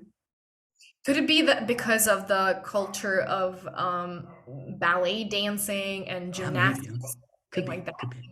Yeah, I get. Yeah, because Russians are famous for ballet and also famous for gymnastics. So it could be the reason. Yeah, it makes sense. Okay. All right. I I do think it's a good know answer. I think it's a this. good answer. This is one I didn't ask Alex, but I wish I did. Because the thing about Russian women is that actually, maybe you think it's ridiculous, but I would say Russian women are really good at posing. Like all Russian women know how to do the. Like it's shock. All Russian women all do the. They put the leg out, they point the toe, and they stick out the hip. And it's like kind of seems like all Russian women have somehow learned the same poses and they all do the same poses on social media. Now, of course, Latinas also do poses, but I don't really like, for example, the Colombian pose is like, it's like this, and it's like, I don't really like it. I prefer the Belarusian, Ukrainian, Russian poses, but I don't know. You have a preference there. Where do Russian women learn how to pose? Is there like a school that you guys learn this from, or you just watch friends on social media and you guys all copy each other? Honestly, I think first of all, I suck at it. So there you Actually, go. yeah, I looked at your Instagram and I said, oh, like she's not very. I think that's one reason why I didn't think you were Russian at first is because yeah, you smiled and I didn't see any pictures of you posing with white sneakers and your toe pointed. And I was like, oh well, she can't be Russian because she doesn't have the Russian pictures. Right. I mean, I guess it has to probably Alex would have told you the same thing because when we talk about because you mentioned Colombians as well, and this is interesting because I guess this is the let's say a feature. This is a feature that I Mhm. didn't like in Colombians that much that reminded me of Russians. I mean, it's a bit of a different extent and a different perspective, but I do not like cultures that are um, obsessed with their appearance.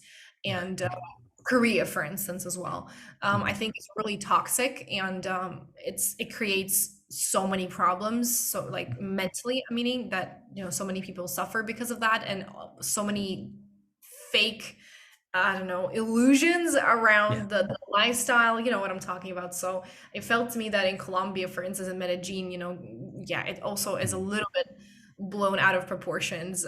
How Yeah. women take care of themselves, and how they dress, Mhm.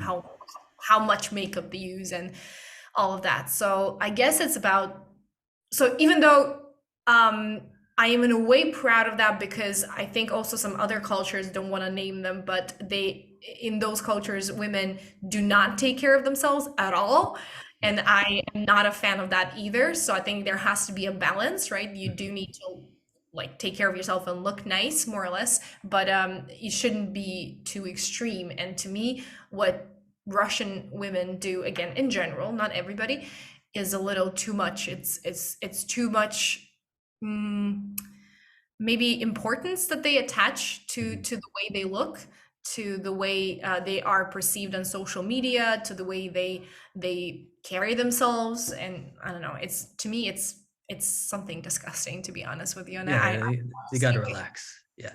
Well, and yeah, because I really like, I like Russian women. One thing like what I told Alex this, like one thing I like about Russian women is that well, there's actually two things. I want to talk about the other thing with you as well. Uh, they seem to really like nature.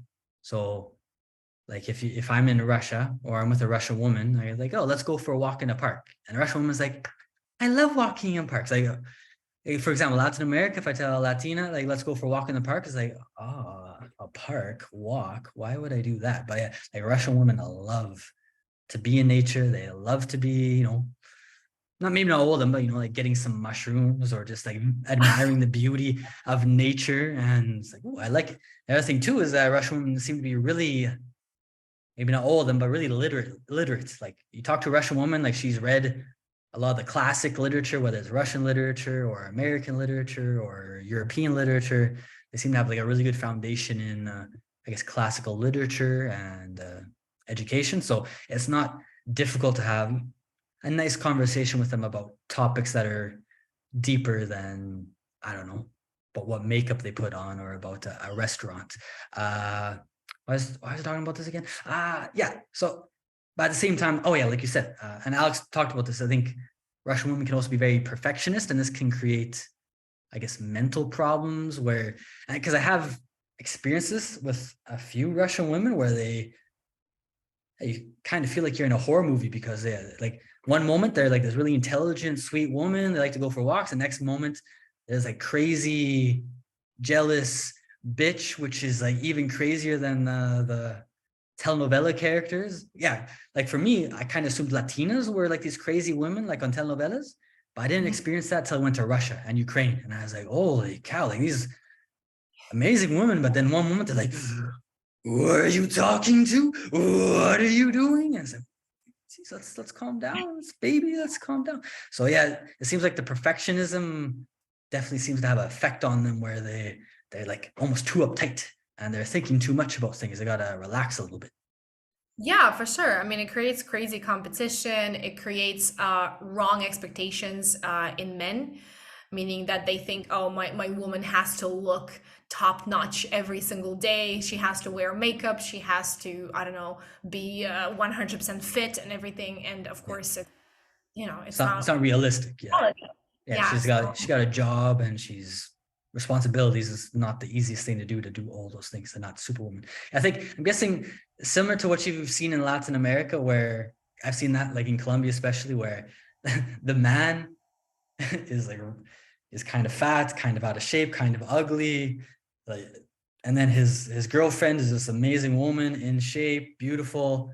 And you think, what?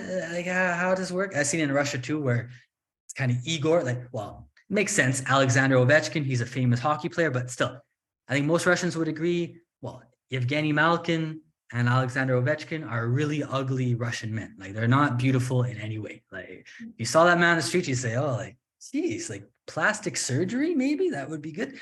But yeah, then they have like these beautiful wives, which are absolutely perfect. And yeah, it seems like so for me, that's a similarity between, I guess, Russian culture and some Latin American cultures where the men have no expectations for themselves. Like, I'm a man, you Yeah. gotta you gotta perform for me, you gotta do everything for me. You're a woman, you gotta do all this.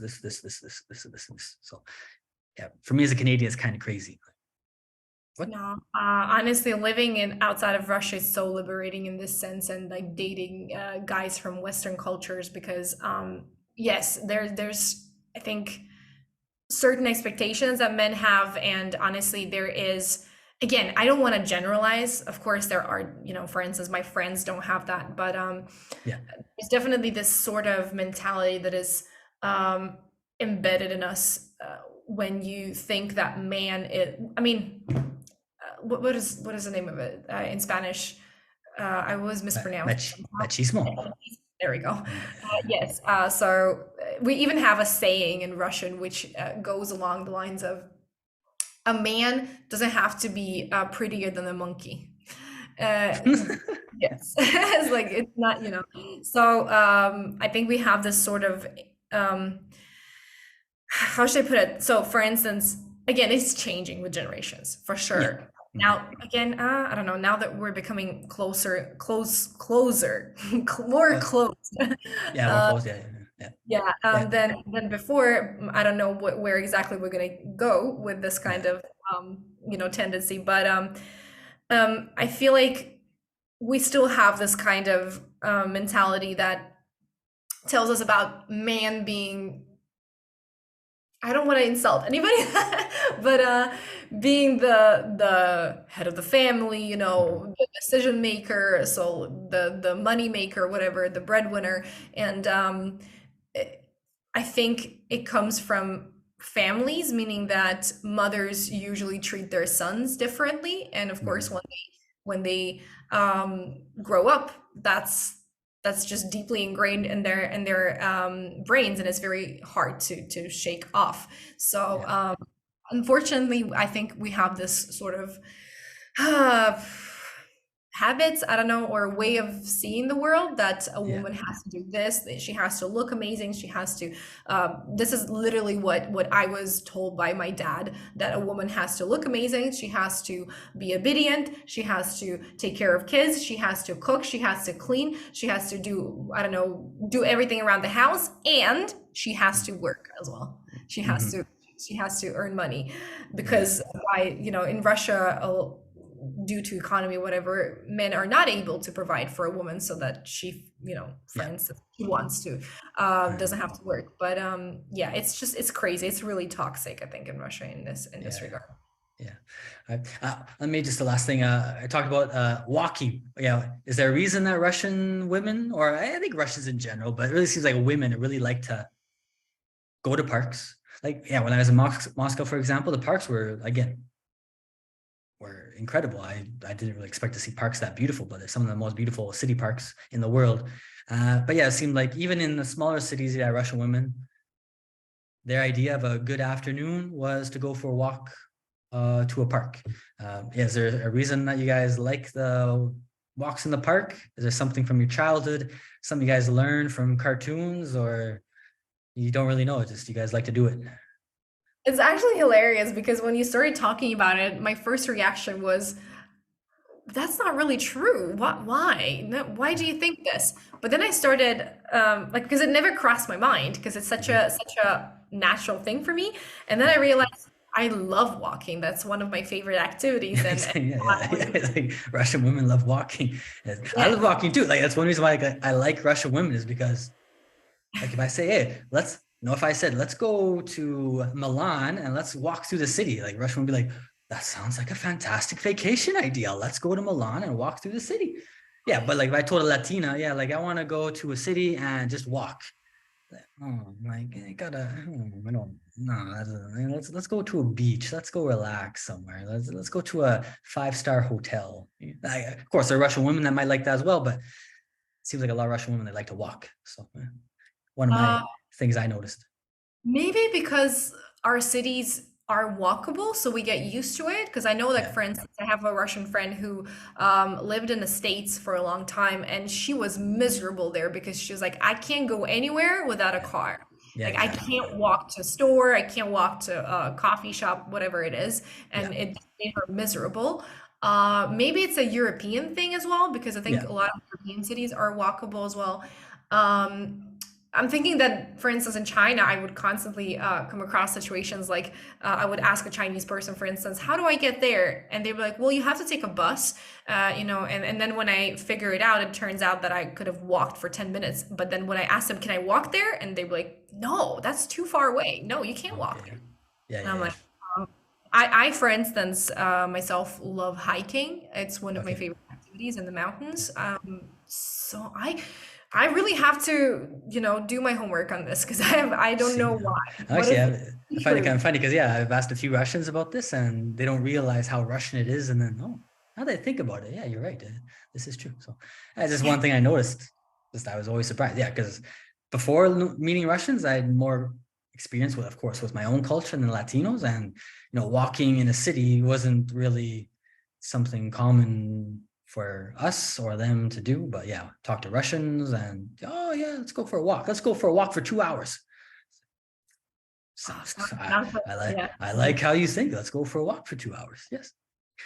That's, Uh all right, Julia. We talked is this for the longest interview that you've yeah, ever I done? think it's the longest interview. But well, I was looking at the time. I was like, oh man, we're getting late. But at the same time, it didn't really feel like it took that long. That's But the true. time did tell me that it took a while. But I think I've asked you everything I wanted to ask you. I don't know. Is there any final comments you want to say to anybody who? Well, this is like a 3.5 hour interview, so who knows how many people are going to make it to the very end? But I'm gonna make sure I put timestamps. So if somebody only wants to hear what you say about Russia or about Argentina, well, they'll be able to skip ahead and see that information. But yeah, is there anything final things you want to tell anybody? We're talking mostly to Latin American people, right? Yeah, but at the same time, like for example, with Alex, I think she shared the interview with people who followed her. They watched. I had a few comments from Russian girls saying, "Oh, amazing interview." So who knows? Maybe there'll be some Russian people that watch this interview in English and they like it, and they might want information. So yeah, if somebody wants information about your institute, even though I think you don't like to call it institute, but your courses or what you do, is the best place Instagram, or is there a website you have? Yeah, we have a website, Discover Your English Teaching, but Instagram works too. Okay, Work- and what's your Instagram handle?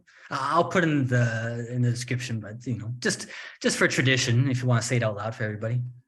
Discover Your English Teaching. That's Oh, the my institute. same. It's kind of like me. It's like, oh, what's your social media? Profe Kyle. What's your website? Profe Kyle. Everything is Profe Kyle. Just look for Profe Kyle. You'll find Profe Kyle. All right.